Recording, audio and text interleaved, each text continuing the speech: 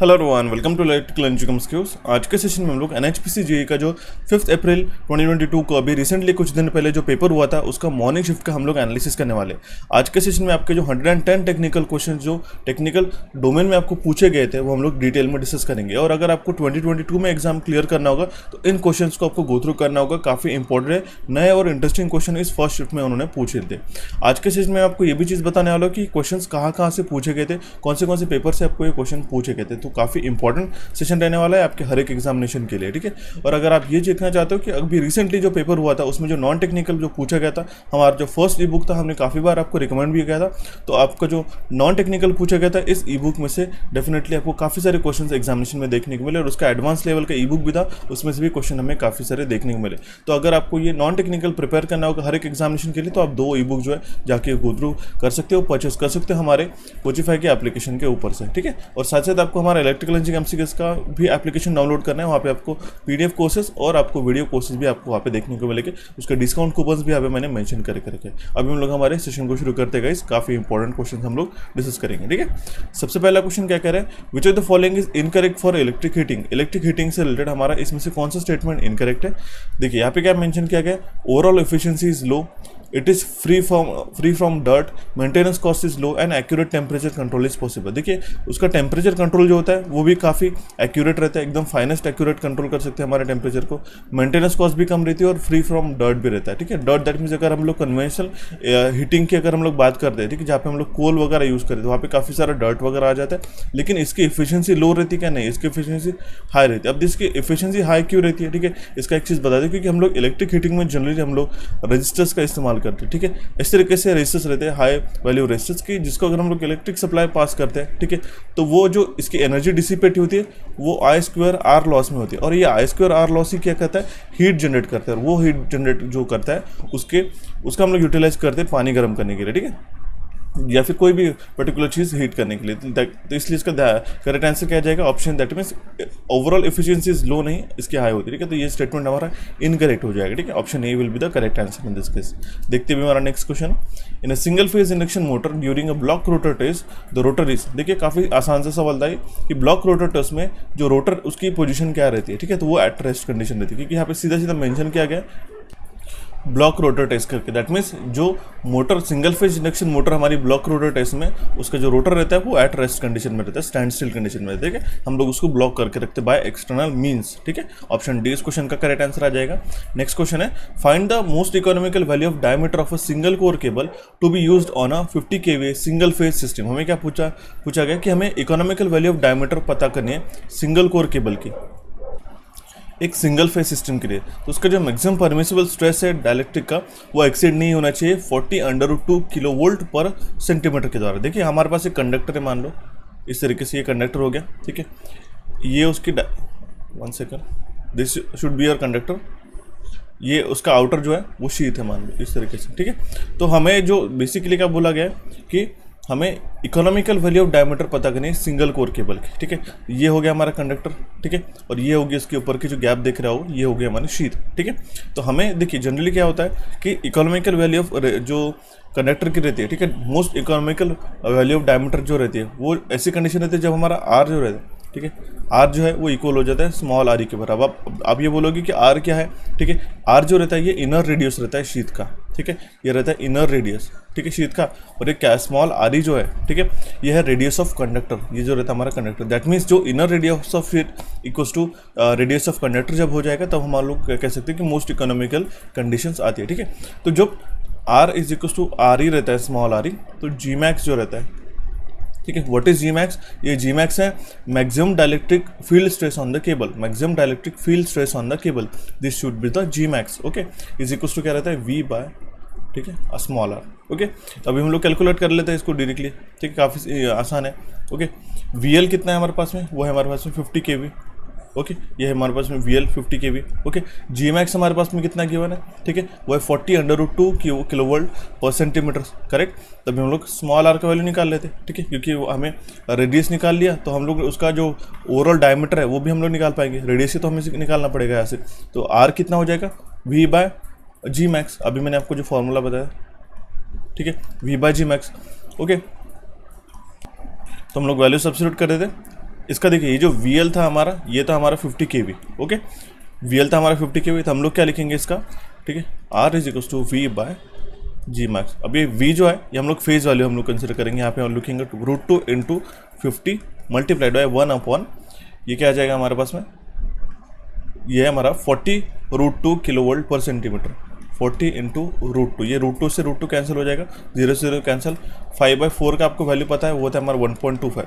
अब देखिए small r का वैल्यू आ गया 1.25, इसमें यहाँ पे मेंशन नहीं है, लेकिन अगर आपको ऑप्शन में मेंशन रहता तो आप रेडियस गलत मार्क करके आ सकते। जब हमें रेडियस पता चल गया तो हम लोग इसको 2 से मल्टीप्लाई करेंगे तो हमें डायमीटर पता चलेगा, इकोनॉमिकल साइज ऑफ डायमीटर। तो 1.25 multiplied by 2 will be equals to 2.5 centimeter. Option B इस क्वेश्चन का करेक्ट आंसर आ जाएगा। छोटे से फॉर्मूले के ऊपर बेस्ड था, लेकिन इस तरीके से न्यूमेरिकल बेस्ड क्वेश्चन आपको बन सकते हैं, ठीक है। नेक्स्ट क्वेश्चन है हमारा, if power plant has a no reserve capacity. मैंने आपको ये सेम चीज़ पढ़ाई थी गाइज कि ये इस तरीके से जो इकोनॉमिक्स ऑफ पावर जनरेशन के ऊपर क्वेश्चंस बनते हैं करके, और ये सेम क्वेश्चन आपको पूछा गया था और ये हमने डिस्कस भी किया था कि अगर हमारा पावर प्लांट का कोई भी रिजर्व कैपेसिटी नहीं है तो पावर प्लांट जो प्लांट कैपेसिटी फैक्टर वो किसके बराबर हो जाता है, ठीक है। आपको एक चीज़ बताया था हमने कि लोड फैक्टर का रेशियो क्या रहता है, वो रहता है हमारा average load divided by maximum demand, ठीक है। ये हो गया हमारा लोड फैक्टर का फॉर्मूला। और प्लांट कैपेसिटी फैक्टर का जो फॉर्मूला रहता है वो रहता है हमारा एवरेज डिमांड, ठीक है, डिप अपॉन प्लांट कैपेसिटी, ठीक है, प्लांट कैपेसिटी। अब आप यहाँ पे मैक्सिमम डिमांड और प्लांट कैपेसिटी, अब इसमें आपको रिलेशन बता देता हूँ, आपको एक ही बार लाइफ टाइम के लिए याद में आ जाएगा, ठीक है। रिजर्व कैपेसिटी जो रहती है वो किसके बराबर रहती है, जो टोटल प्लांट कैपेसिटी में से अगर हम लोग हमारा मैक्सिमम डिमांड माइनस करते हैं तो हमारे पास में रिजर्व कैपेसिटी मिलती है। लेकिन यहाँ क्या बोला गया कि रिजर्व कैपेसिटी नहीं है तो ये जो वैल्यू है ये 0 हो जाएगी, ठीक है। दैट मीन्स जो हमारी प्लांट कैपेसिटी है वो किसके बराबर हो जाएगी, अगर ये टर्म यहाँ पे आ गई तो ये आ जाएगी हमारी मैक्सिमम डिमांड की। That means this term and this term is will be the equal. तो जो हमारा फॉर्मूला है ये प्लांट कैपेसिटी फैक्टर का, इसमें अगर हम लोग यहाँ पे मैक्सिमम डिमांड भी लिख देते हैं, ठीक है, तो ये फॉर्मूला किसका बना, average demand upon maximum demand, average demand upon maximum demand, और ये फॉर्मूला किसका है, लोड फैक्टर का है। इसीलिए इस क्वेश्चन का करेक्ट आंसर आ जाएगा हमारा लोड फैक्टर इसका करेक्ट आंसर आ जाएगा, ठीक है। ये लोड फैक्टर का फॉर्मूला बन जाएगा। अगर हमारा कोई भी प्लांट का रिजर्व कैपेसिटी नहीं है, 0 रिजर्व कैपेसिटी पे प्लांट रन हो रहा है, तो हमारा जो प्लांट कैपेसिटी फैक्टर है वो लोड फैक्टर के बराबर हो जाता है, ठीक है। तो आपको लोड फैक्टर का भी फॉर्मूला पता होना चाहिए था और प्लांट कैपेसिटी फैक्टर का भी, इसलिए आपको इस तरीके से मल्टीपल क्वेश्चन को गो थ्रू करना काफ़ी इंपॉर्टेंट है, ठीक है। Next question is in case of gold plating. इस क्वेश्चन में हमें एक चीज़ गलत लगी है, ठीक है। वहाँ पे जो आंसर की मैं मेंशन करके रखा था, गोल्ड प्लेटिंग में जो एनोड रहता है वो हमारा गोल्ड का रहता है, ठीक है। यहाँ पे उन्होंने मेंशन करके रखा है स्टेनलेस स्टील करके, तो आप उसको एक बार चेक कर लीजिएगा, ठीक है, काफ़ी इंपॉर्टेंट है। उसका इलेक्ट्रोलाइट जो रहता है, ठीक है, वो रहता है हमारा गोल्ड साइनाइड रहता है, ठीक है। गोल्ड साइनाइड हमारा इलेक्ट्रोलाइट उसमें यूज़ किया जाता है, ठीक है। और जो एनोड रहता है वो रहता है हमारा गोल्ड का, लेकिन उन्होंने जो आंसर की मेंशन करके रखी है वहाँ पे स्टेनलेस स्टील है। I think it is a wrong, okay. Next question is the following symbol is use for. देखिए मैंने सिंबल का भी आपको पीडीएफ प्रोवाइड किया था कि आपको जाके पढ़ना होगा करके, ठीक है। हालांकि फ्री ऑफ कॉस्ट मैंने पीडीएफ अपलोड कर दिया था टेलीग्राम चैनल पे। तो ये सिंबल आपको पता होना चाहिए, काफ़ी आसान है और काफ़ी सिंपल। ये सॉकेट का सिंबल है, ठीक है। आप देख सकते हो मैंने एक सॉकेट का आउटलेट का जो सेम स्क्रीनशॉट मेंशन करके रखा है, यहाँ पे आप देख सकते हो, ठीक है। ये सॉकेट आउटलेट है 5 एम्पियर का। अगर यहाँ पे 2 लाइन्स रहती थी जस्ट लाइक दिस, तो ये रहता था हमारा 15 एम्पियर्स का सॉकेट आउटलेट, ठीक है। ये आपको पीडीएफ फ्री में अगर आपको पढ़ना होगा तो मैंने टेलीग्राम चैनल पे अपलोड करके रखा है, ठीक है। आप इसको जाके गो थ्रू कर सकते हो, या फिर एप्लीकेशन पे भी अवेलेबल है, ओके।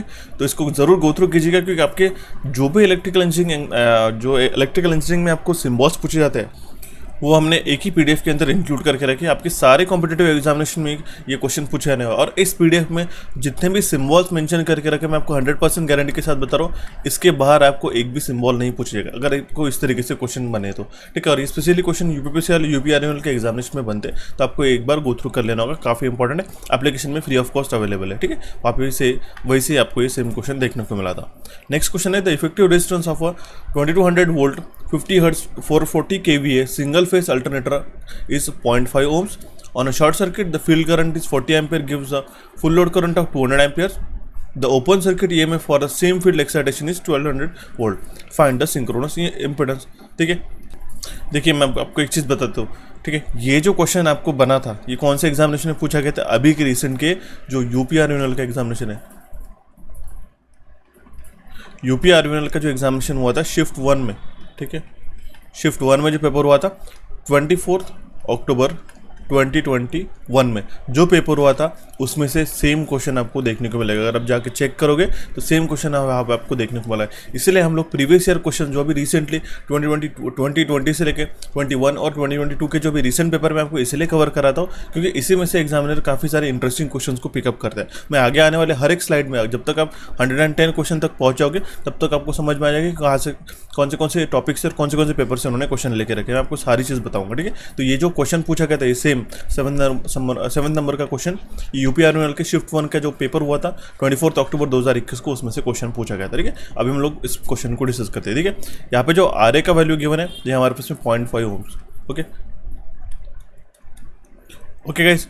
वीओसी जो है ओपन सर्किट वोल्टेज है वो हमारे पास 1200 वोल्ट है, करेक्ट।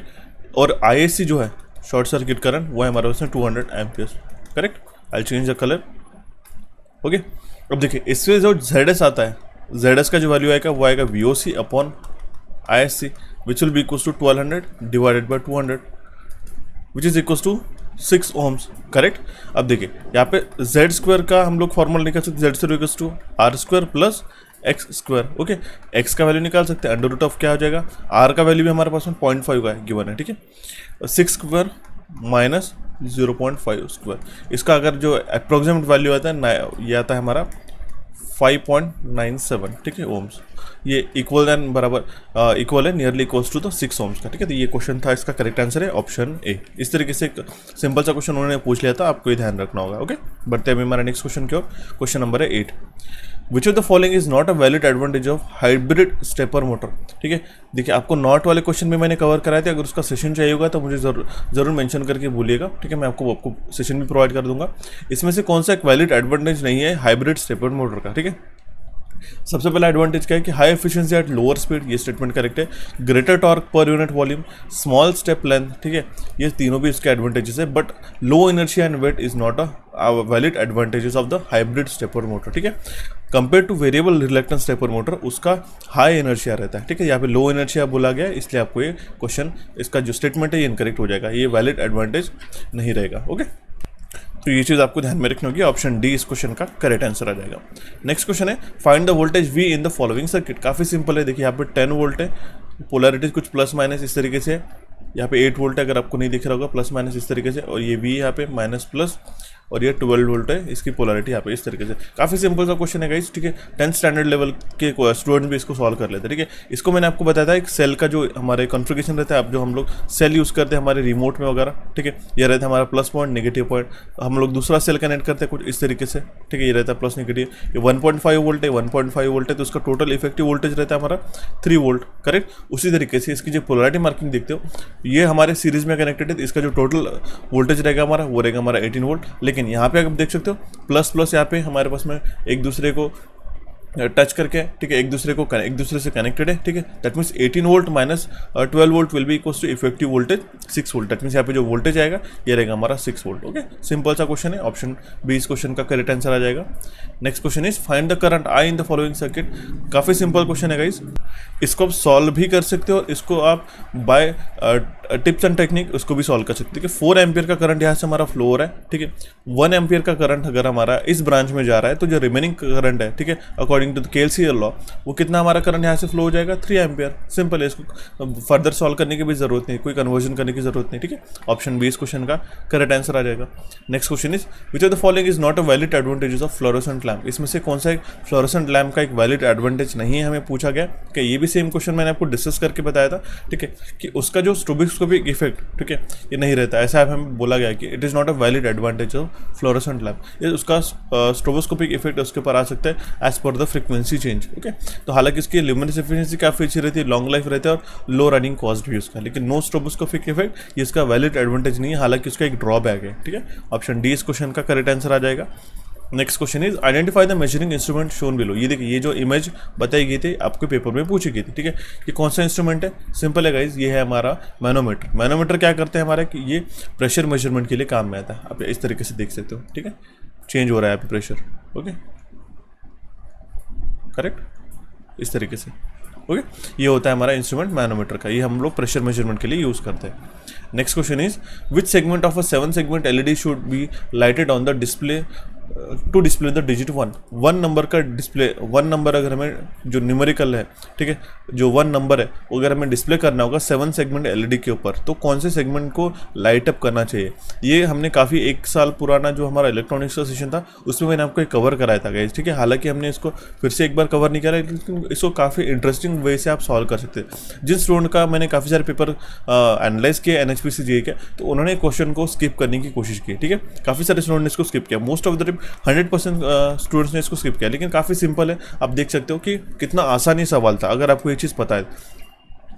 7 सेगमेंट डिस्प्ले अगर आपने इस तरीके से देखे होगे, ये हमारे पास रेलवे प्लेटफॉर्म हो गया, ठीक है। रेलवे प्लेटफॉर्म के हालांकि ऊपर अपडेटेड है, लेकिन आपके जो पुराने कैलकुलेटर्स वगैरह रहते थे, ठीक है, कुछ छोटे मोटे इलेक्ट्रॉनिक आइटम्स थे, तो वहाँ पे 7 सेगमेंट डिस्प्ले रहता था, ठीक है। इसको 0 से लेकर 9 तक हम लोग अगर ये करना चाहते हैं तो ठीक है, नंबर प्रिंट करना चाहते हैं। लेकिन अगर आप देख सकते हो ये अगर हमें 1 प्रिंट करना है, ठीक है, ये क्या है ना, इसका सीक्वेंस आप ध्यान में रख लीजिएगा। I change the colour so that आप यहाँ पे समझ में, ठीक है। ये है ABCDEFG, बस आप इतना ध्यान में रख लोगे, दैट मीन्स क्लॉकवाइज है इस तरीके से, ओके।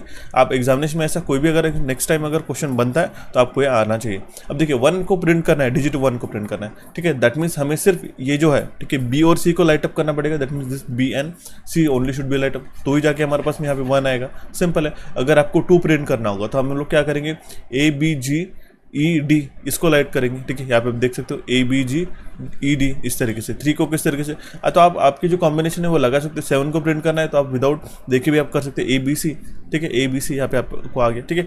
इस तरीके से अगर हम लोग सेगमेंट बी एंड सी को, that mean segment B and C को अगर हम लोग लाइट अप करते हैं तो हमारा जो 1 नंबर है वो हम लोग प्रिंट कर पाएंगे, ठीक है। इसके बाद ये क्वेश्चन में आपको दिक्कत नहीं आनी चाहिए। ऑप्शन बी इस क्वेश्चन का करेक्ट आंसर आ जाएगा, ठीक है। Next question is with reference to the testing of DC machine. DC machine को अगर हम लोग टेस्ट कर रहे होंगे तो इसमें से हमारे पास में जो 2 स्टेटमेंट बताया गया उसमें से हमें ट्रू और फॉल्स पहचानना है।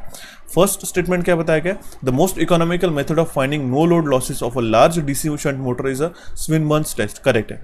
दैट मीन्स जो सबसे economical method of finding no load losses जो है लार्ज डीसी शंट मोटर के ऊपर, वो स्विनबर्न्स टेस्ट है। ये स्टेटमेंट हमारा करेक्ट आ जाएगा।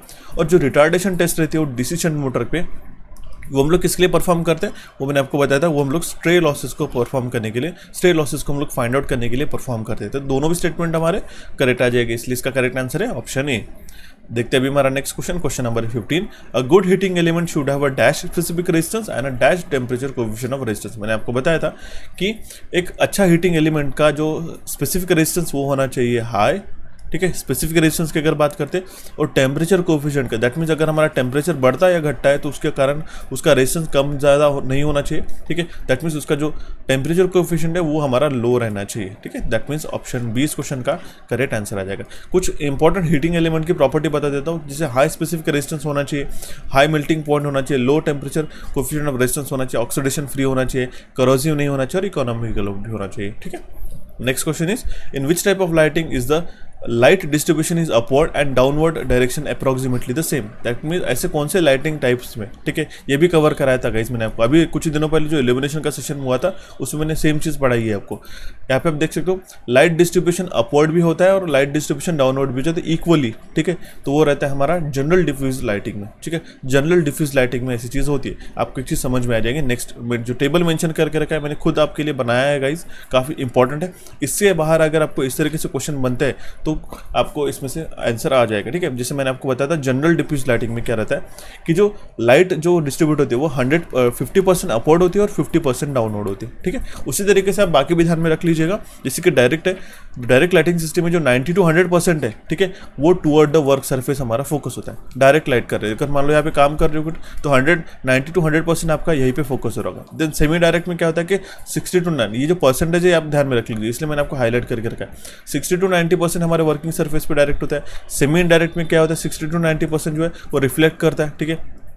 और इनडायरेक्ट में जो है 90 to 100% जो है, ठीक है, वो लाइट शाइन करती है upward and reflects of the ceiling. मतलब ये सीलिंग जो रहता है हमारा उसके ऊपर हमारा रिफ्लेक्ट शाइन करते हैं और उससे हमारा रिफ्लेक्ट करते हैं हमारे वर्क प्लेसेस पे, ठीक है। तो आपको ध्यान में रखना होगा, ये होगा हमारा इनडायरेक्ट लाइटिंग।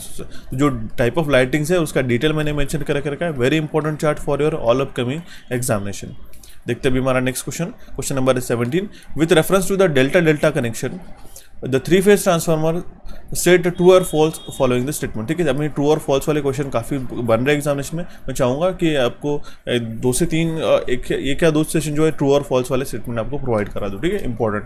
तो डेल्टा डेल्टा कलेक्शन से हमें इसमें से ट्रू और फॉल्स पता करना है। तो पहला स्टेटमेंट क्या है, it is satisfactory for the both balance and unbalance winding. ये करेक्ट है, दैट मीन्स ये सेटिस्फैक्ट्री है बैलेंस कंडीशन में और अनबैलेंस लोडिंग में भी। ठीक है, थर्ड हार्मोनिक है, does not appear in the output voltage wave. देखिए इसमें आपको एक स्टेटमेंट बता दूं, ये भी स्टेटमेंट हमारा करेक्ट है। देखिए होता क्या है, अगर हमारा थर्ड हार्मोनिक प्रेजेंट भी है, ठीक है, तो वो सर्कुलेट करता है हमारे क्लोज पाथ में, ठीक है, और वो अपीयर नहीं करता है हमारे वोल्टेज वेव में। ठीक है, ये इसकी खासियत रहती है डेल्टा डेल्टा कलेक्शन की, इसीलिए ये स्टेटमेंट भी हमारा करेक्ट आ जाएगा। Okay, option C will be the correct answer in this case. Next question is which of the following is a hard magnetic material. Simple है, फेराइट को हम लोग as a hard magnetic material करके consider कर लेते हैं, इसे हमने डिस्कस किया था। Okay, next question is which of the following is not a correct voltage level for a primary transmission. जो हमारा ट्रांसमिशन का जो कोर्स है हमने आपको प्रोवाइड किया था, क्रैश कोर्स, उसको अगर आपने अच्छी तरीके से देख के होगे तो आपको काफ़ी आसानी से, सबसे स्टार्टिंग में मैंने आपको बता दिया था कि प्राइमरी ट्रांसमिशन वोल्टेज वो 11 kV नहीं होता है गाइस। ठीक है, प्राइमरी ट्रांसमिशन हमारा 66, 132 kV, 220 kV या फिर 400 kV पे होता है। सेकेंडरी ट्रांसमिशन 33 kV पे होता है। प्राइमरी डिस्ट्रीब्यूशन की अगर बात करते हैं, प्राइमरी अगर डिस्ट्रीब्यूशन की बात करते हैं तो वो 11 kV पे होता है, और सेकेंडरी डिस्ट्रीब्यूशन हमारा 400 वोल्ट पे होता है। कहाँ पे? 3 फेज 4 वायर सिस्टम में। ठीक है, 3 फेजेस रहते हैं हमारे पास में और एक न्यूट्रल रहता है। ये मान लो RYB। अगर आपके घर पे अगर आपको सप्लाई लाना है तो इसमें से एक फेज और एक न्यूट्रल का लेके आप सप्लाई ले सकते हो, या फिर अगर आप एक स्मॉल कमर्शियल एरिया है तो आप इस तीनों भी फेसेस प्लस न्यूट्रल वहाँ पे प्रोड्यूस किए जाते हैं। ठीक है, ऑप्शन ए इस क्वेश्चन का करेक्ट आंसर आ जाएगा। नेक्स्ट क्वेश्चन है, in hydroelectric power plant the dash are open और close conduits which carry the water to the turbines. यहाँ पे आप देख सकते हो टर्बाइंस की तरफ जो वाटर कैरी करता है उसको हम लोग क्या कहते हैं? पेनस्टॉक कहते हैं गाइस। ठीक है, एक बार थोड़ा सा वीडियो पॉज करके आप इसको अच्छी तरीके से समझ लीजिएगा कि पावर हाउस में जो हाइड्रोइलेक्ट्रिक पावर प्लांट में किस तरीके से वर्किंग होता है। ये एनिमेटेड वर्किंग है, आपके लिए मैंने मेंशन करके रखा है, इससे आपको समझ में आएगा किस तरीके से इसका वर्किंग होता है। ये हो गया हमारा ड्राफ्ट ट्यूब, ये हो गया हमारी टेल रेस। ठीक है, ये ट्रांसफार्मर है यहाँ पे। ठीक है, ये जनरेटर है हमारा, देखिए किस तरीके से रोटेट हो रहा है। ये हेडफोन से इनटेक आ रहा है यहाँ से। ठीक है, और ये जनरेटर पे हमारा स्ट्राइक करके, इसमें भी टाइप रहते हैं, कैप्लान टर्बाइन, फ्रांसिस टर्बाइन, अलग अलग के टाइप के टर्बाइंस रहते हैं। ठीक है, और इस वाटर कैरिंग टनल को हम लोग कहते हैं पेनस्टॉक। ओके, ऑप्शन सी इस क्वेश्चन का करेक्ट आंसर आ जाएगा। Next question is for a single stage transistor amplifier if collector load RC is equals to 2 kilo ohms and input resistance RI is equals to 1 kilo ohms, if the current gain is 50 calculate the voltage gain of the amplifier। हमें voltage gain find out करना है। Voltage gain हम लोग किस तरीके से निकालते हैं? AV is equals to beta multiplied by RAC divided by RN। अगर ये आपको फॉर्मूला पता है तो आप इसको आसानी से सॉल्व कर सकते हैं। बीटा का वैल्यू कितना है हमारे पास में? 50 है। ठीक है, करंट गेन है 50, मल्टीप्लाई अगर हम लोग करते हैं RAC से 2 × 10⁻³ डिवाइडेड बाय 1 × 10⁻³। ठीक है, ये 10⁻³ कैंसिल हो जाएगा, 50 × 2 विल बी 100। ऑप्शन ए इस क्वेश्चन का करेक्ट आंसर आ जाएगा। देखते हुए हमारा next question, arrange the following material in ascending order with reference to the resistance offered to the electric circuit. ठीक है, इसको हमें असेंडिंग ऑर्डर में लगाना है। दैट मीन्स हमारा सबसे लो रेजिस्टेंस का सबसे पहले हमें मेंशन करना पड़ेगा, then up to high. Okay, ये हो गया हमारा असेंडिंग ऑर्डर। तो सबसे लोएस्ट रेजिस्टेंस किसका रहने वाला है? सिल्वर का। मैंने आपको बताया था सिल्वर और जो हमारा कॉपर है, ठीक है, ठीक है, सिल्वर जो कॉपर है उसका रेजिस्टेंस काफ़ी लो रहता है, तो ये हमारा फर्स्ट पोजीशन पे आ जाएगा। नेक्स्ट आता है जर्मेनियम, क्योंकि इसके बाद का सेमीकंडक्टर मटेरियल है। नेक्स्ट आ गया हमारा ग्लास, जो कि हमारा इंसुलेटिंग मटेरियल है। सिंपल है, सिल्वर, जर्मेनियम, ग्लास, काफ़ी सिंपल से ऑप्शन मेंशन करके रखे थे। नेक्स्ट क्वेश्चन इज, ये हमारा जो इमेज मेंशन करके रखा है यहाँ पे क्वेश्चन में नहीं था, मैंने आपको एज ए रेफरेंस के लिए समझा रहा हूँ। ठीक है, what value of series resistance is required to limit the current through the LED to 50 milli ampere with a forward voltage drop of 2 volt when connected to a 10 volt supply. समझा देता हूँ, ये सामने इमेज किस लिए लाई है। आपको एक LED अगर आपको नहीं देखा होगा, ये हो गया हमारा LED। इसको अगर आपको ड्राइव करना है, इसको अगर आपको ग्लो कराना है, तो अगर आपके पास वोल्टेज है 10 वोल्ट का, ठीक है, प्लस माइनस, और इसका जो करंट है आपको लिमिट करना है हमारा सिर्फ 20 मिली एम्पियर का। ठीक है, 20 मिली एम्पियर का इसमें से, क्योंकि अगर इसमें से ज़्यादा करंट फ्लो हो जाएगा तो ये ब्लोन ऑफ हो जाएगा, ये जल जाएगा। ठीक है, तो इसमें जो हमारा मेन रेजिस्टेंस है, ये कितना वैल्यू ऑफ सीरीज रेजिस्टेंस इसमें कनेक्ट करेंगे। इसके लिए सिंपल सा फॉर्मूला रहता है गाइस, इसको अगर आपको सॉल्व करना होगा तो काफ़ी सर्किट लॉजिक, आप बेसिक इलेक्ट्रिकल जो नेटवर्क है उसको भी लगा के सॉल्व कर सकते हो, या फिर सिंपल है कि R is equal to VS minus VF divided by I। ठीक है, अब देखिए इसमें VS कितना है हमारे पास में, वो है हमारा सोर्स वोल्टेज हमारा 10 वोल्ट, यहाँ पे मेंशन करके रखा है, वेर इज देखिए 10 volt supply minus V F कितना है, फॉरवर्ड वोल्टेज ड्रॉप है 2 वोल्ट का, डिवाइडेड बाय करंट कितना है 20 मिली एम्पियर का, ठीक है। तो 20 मिली एम्पियर को 10⁻³ करना पड़ेगा, ठीक है। तो 8 डिवाइडेड बाय 20 इंटू 10⁻³ 10⁻³ अगर ऊपर गया तो 8 इंटू 10⁻³ डिवाइडेड बाय 20, इसका करेक्ट आंसर आ जाएगा 400 ओम। दैट मीन्स हमें 400 ओम्स का यहाँ पे एक रजिस्टर कनेक्ट करना पड़ेगा एलईडी के सीरीज में, सो दैट हम लोग उसका जो करंट है उसमें से फ्लो होने वाला वो 20 मिली एम्पियर पे हम लोग उसको रेस्ट्रिक्ट कर पाएंगे। We can limit the current to the 20 milli ampere so that it should not blow off. Okay, next question is conductor of a length 0.5 meter moves in a uniform magnetic field of a density 1.5 Tesla at a velocity of 60 milliseconds meter per second, sorry not milliseconds, meter per second. Calculate the induced voltage in a conductor when the direction of motion is inclined at an angle of 30 degree with the direction of field. काफ़ी simple है, अगर आपको इसका formula पता होगा, E is equal to क्या होता है, BLV sine of theta, simple है, ठीक है। इसमें वैल्यू सब्स्टिट्यूट कर दे, B कितना है, ठीक है, फ्लक्स डेंसिटी है 1.5 टेस्ला, मल्टीप्लाइड बाय एल का वैल्यू कितना है 0.5 गाइस, ठीक है, लेंथ है, ठीक है, मल्टीप्लाइड बाय वेलोसिटी कितना है 60 मीटर पर सेकंड है, मल्टीप्लाई क्या करके साइन ऑफ कितना इंक्लाइंड एंगल है 30 डिग्री, साइन ऑफ 30। अब इसमें काफ़ी सारे स्टूडेंट को जो न्यू कमर्स है, जो फर्स्ट टाइम प्रिपरेशन शुरू कर रहे हैं, तो काफ़ी कबार मैथमेटिक्स वीक होने के कारण आप ये जो साइन 30 कॉस 60 इस तरीके से जो ट्रिग्नोमेट्रिक वैल्यूज है उसको सॉल्व नहीं कर पाते।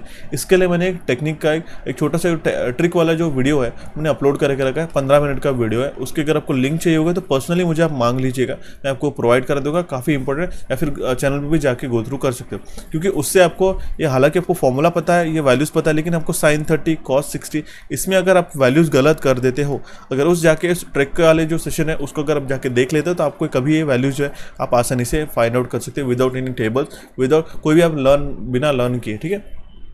तो आपकी यहाँ पे अगर वैल्यू गलत हो जाती है तो पूरा आपका आंसर यहाँ पे गलत हो सकता है, ठीक है। तो आपको इसका करेक्ट आंसर आपको मार्क करना होगा, वो आता है हमारा 22.5 वोल्ट उस फॉर्मूला से, ठीक है। तो बढ़ते हैं अभी हमारा नेक्स्ट क्वेश्चन की ओर। Transform the following sinusoid into the phasor form, ठीक है, ये भी मैंने आपको पढ़ाया था रेक्टेंगुलर टू पोलर कन्वर्जन में, ठीक है। ये हमारे पास में एक साइनोसाइड है, ठीक है, इसको हमें फेजर फॉर्म में कन्वर्ट करना है, ठीक है। इसको हम लोग किस तरीके से कन्वर्ट करेंगे, 10 ये होगी इसकी मैक्सिमम वैल्यू, ठीक है, 10 okay, at an angle of, angle कितना है -30 डिग्री, ठीक है, -30 डिग्री। ऑप्शन सी इस क्वेश्चन का करेक्ट आंसर आ जाएगा। इसके लिए आप ये इस तरीके से वैल्यू समझ लीजिएगा। वी ऑफ टी का इक्वेशन क्या होता है, VM cos of omega T plus 5, ठीक है, टाइम डोमेन रिप्रेजेंटेशन है और ये फेजर डोमेन रिप्रेजेंटेशन है, ठीक है, इस तरीके से, ओके। ऑप्शन सी इस क्वेश्चन का करेक्ट आंसर आ जाएगा। Next question is, if the measurement indicates a vacuum of 150 torque, अगर हमारे पास एक मेजरमेंट इंडिकेट कर रहा है वैक्यूम को, जितना इसका वैल्यू है 150 टॉर्क की, उसका हमें पूछा गया कि हमारा एब्सोल्यूट प्रेशर कितना रहेगा। आपको पता होना चाहिए एक चीज़ की जो वैल्यू रहती है, जिसको हम लोग स्टैंडर्ड सी लेवल हमारा प्रेशर करता है, वो कितना रहा होता है 760 mm ऑफ Hg मतलब क्या होता है, मर्क्यूरी, ठीक है, 760 mm ऑफ Hg हमारा स्टैंडर्ड सी लेवल प्रेशर है। और अगर आपको वैक्यूम प्रेशर पूछा गया, एब्सोल्यूट प्रेशर पूछा गया, ठीक है, तो एब्सोल्यूट प्रेशर कितना हो जाएगा, ये हमारा 760 माइनस हमारा वैक्यूम कितना आ जाएगा, इसका वैल्यू 610 टॉर्क। काफ़ी सिंपल सा क्वेश्चन था, बेसिक फंडामेंटल्स आपको बियॉन्ड द इलेक्ट्रिकल इंजीनियरिंग थोड़े से बहुत पता होने चाहिए, okay. Next question is, up to the voltage of dash potential transformers are usually of a dry type. मैंने आपको ये सेम कोर्स के अंदर पढ़ाया था गाइस कि जो हमारा वोल्टेज है अप टू 5000 वोल्ट पे हमारा जो पोटेंशियल ट्रांसफार्मर है वो हमारे ड्राई टाइप के रहते हैं, ठीक है। अगर आपने ये हमने रेगुलर सेशन में नहीं कवर किया था, आई गेस हमारा जो ट्रांसमिशन वाला कोर्स है उसमें हमने आपको ये चीज़ बताई थी, सीटी और पीटी के क्या हमारे रेशियोज रहते हैं करके, कौन से स्टैंडर्ड रेटिंग्स है करके, ठीक है। देखिए, अगर आपको यहाँ पे बोला गया कि 5000 वोल्ट तक जो हम लोग ड्राई टाइप का इस्तेमाल करते हैं, लेकिन अगर आपका वोल्टेज है 5000 से लेके 13000 वोल्ट्स के बीच में, ठीक है, तो उस केस में हम लोग ड्राई टाइप या फिर हम लोग ऑयल इमर्स टाइप हम लोग इस्तेमाल कर सकते थे। ये भी आपको पॉइंट ध्यान में रखना होगा, okay. Next question is, find the value of R equivalent in the following network. काफ़ी सिंपल है, आर इक्विवेलेंट का वैल्यू फाइंड आउट करना है, आप खुद भी कर सकते हो। यहाँ पे 10 ओम्स का और 40 ओम्स का पैरेलल में कनेक्टेड, तो 10 × 40 डिवाइड बाय 10 + 40, ठीक है, 50 इसका वैल्यू आ जाएगा। इसका वैल्यू आएगा हमारा 8, ठीक है। दैट मीन्स हम लोग यहाँ पे एक सिंगल रेजिस्टेंस को रिप्रेजेंट कर सकते हैं 8 ओम्स का, ओके। यहाँ पे आ जाएगा 5 मल्टीप्लाइड बाय 20 डिवाइडेड बाय 25, 1 ज़ा 5 ज़ा, ये आ जाएगा 4, ठीक है। और 4 और 8 ओम्स हमारे सीरीज में आ जाएगा इस तरीके से 12 ओम्स, इसका करेक्ट आंसर आ जाएगा। काफ़ी बेसिक सा क्वेश्चन था।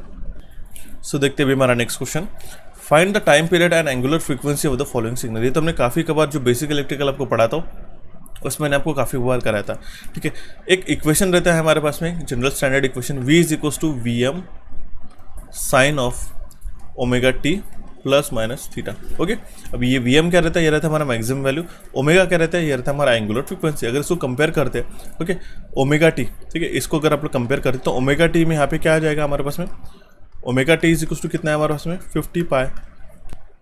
50 pi T, that means omega का वैल्यू कितना है 50 पाई, ओके। तो ओमेगा का हम वैल्यू हमारे पास में 50 पाई हमारे दो ऑप्शन में, ये हमारे पास सेकंड और फोर्थ ऑप्शन में, ओके। बट यहाँ पे हमारे पास में क्या पूछा गया कि हमारे पास में एंगुलर फ्रीक्वेंसी, ठीक है, टाइम पीरियड भी हमें पूछा गया, ओके। तो टाइम पीरियड हमारा क्या रहता है, omega is equal to 2 pi F रहता है, ठीक है। एफ कितना हो जाएगा हमारे पास में, ओमेगा अपॉन 2 पाई। लेकिन आपको पता है कि जो फ्रीक्वेंसी होते हैं वो इन्वर्सली रहते हैं हमारे टाइम के बराबर, तो हम लोग इसको इन्वर्ट कर देंगे, 2 पाई डिवाइडेड बाय हमारा ओमेगा कितना है, ठीक है, 2 पाई ओमेगा का वैल्यू कितना है 50 पाई, 50 पाई, पाई से pi cancel, 2/50 will be equals to 40 milli seconds, okay. Option D इस क्वेश्चन का करेक्ट आंसर आ जाएगा। Next question is which of the following test is also known as a phantom loading. काफी simple है, indirect loading test को ही हम लोग कहते हैं फैंटम लोडिंग, ओके, सिंपल है गाइस। ऑप्शन ए इस क्वेश्चन का करेक्ट आंसर आ जाएगा। Next question is in the following circuit if I1 is equals to, देखिए ये I1 का वैल्यू है हमारा 10 एम्पियर्स का है, ये अपवर्ड डायरेक्शन में, I2 का जो वैल्यू है डाउनवर्ड डायरेक्शन में 15 एम्पियर्स का है, ठीक है, और I3 का जो है ये है हमारे पास में 20 एम्पियर्स का, ठीक है, इसके अपवर्ड डायरेक्शन है। इससे आप पता कर सकते हैं कि जो अपवर्ड डायरेक्शन है ये हो जाएगा 10 + 20 will be equals to 30 ampere, ठीक है, माइनस इसकी डायरेक्शन डाउनवर्ड है माइनस 15 एम्पियर इसका इक्विवेलेंट IT आ जाएगा, ठीक है, total current IT, okay. Next question is which of the following is an example of non Newtonian fluid, ठीक है। नॉन न्यूटनियन फ्लूइड का इसमें से एग्जांपल पूछा गया है, थोड़ा सा हमें out of the track question लगा, लेकिन आप देख सकते हो इसका जो करेक्ट आंसर आ जाएगा वो आ जाएगा पीनट बटर। हालांकि petrol, kerosene and water these are the Newtonian fluid, okay. यहाँ पे peanut butter is a non Newtonian fluid. Non Newtonian fluid क्या होता है, fluids for which the shear stress is not linearly related to the shear strain rate is called as a non Newtonian fluid, okay. इसमें हमारे पास में जैसे स्लरीज वाले जो रहता है, जैसे केक बैटर हो गया, पेस्ट होगी किसी की, ठीक है, ओके, पॉलीमर सॉल्यूशंस हो गया, ठीक है, आप देख सकते हो पीनट बटर के साथ थिक रहता है, ठीक है, ये हो गया हमारा non Newtonian fluid, okay. Next question is find the voltage drop across the 6 kilo ohms resistance in the following network, ठीक है। यहाँ पे हमारे पास वोल्टेज ड्रॉप पता करना है 6 किलो ओम्स के जो रेजिस्टर है इसके अक्रॉस में।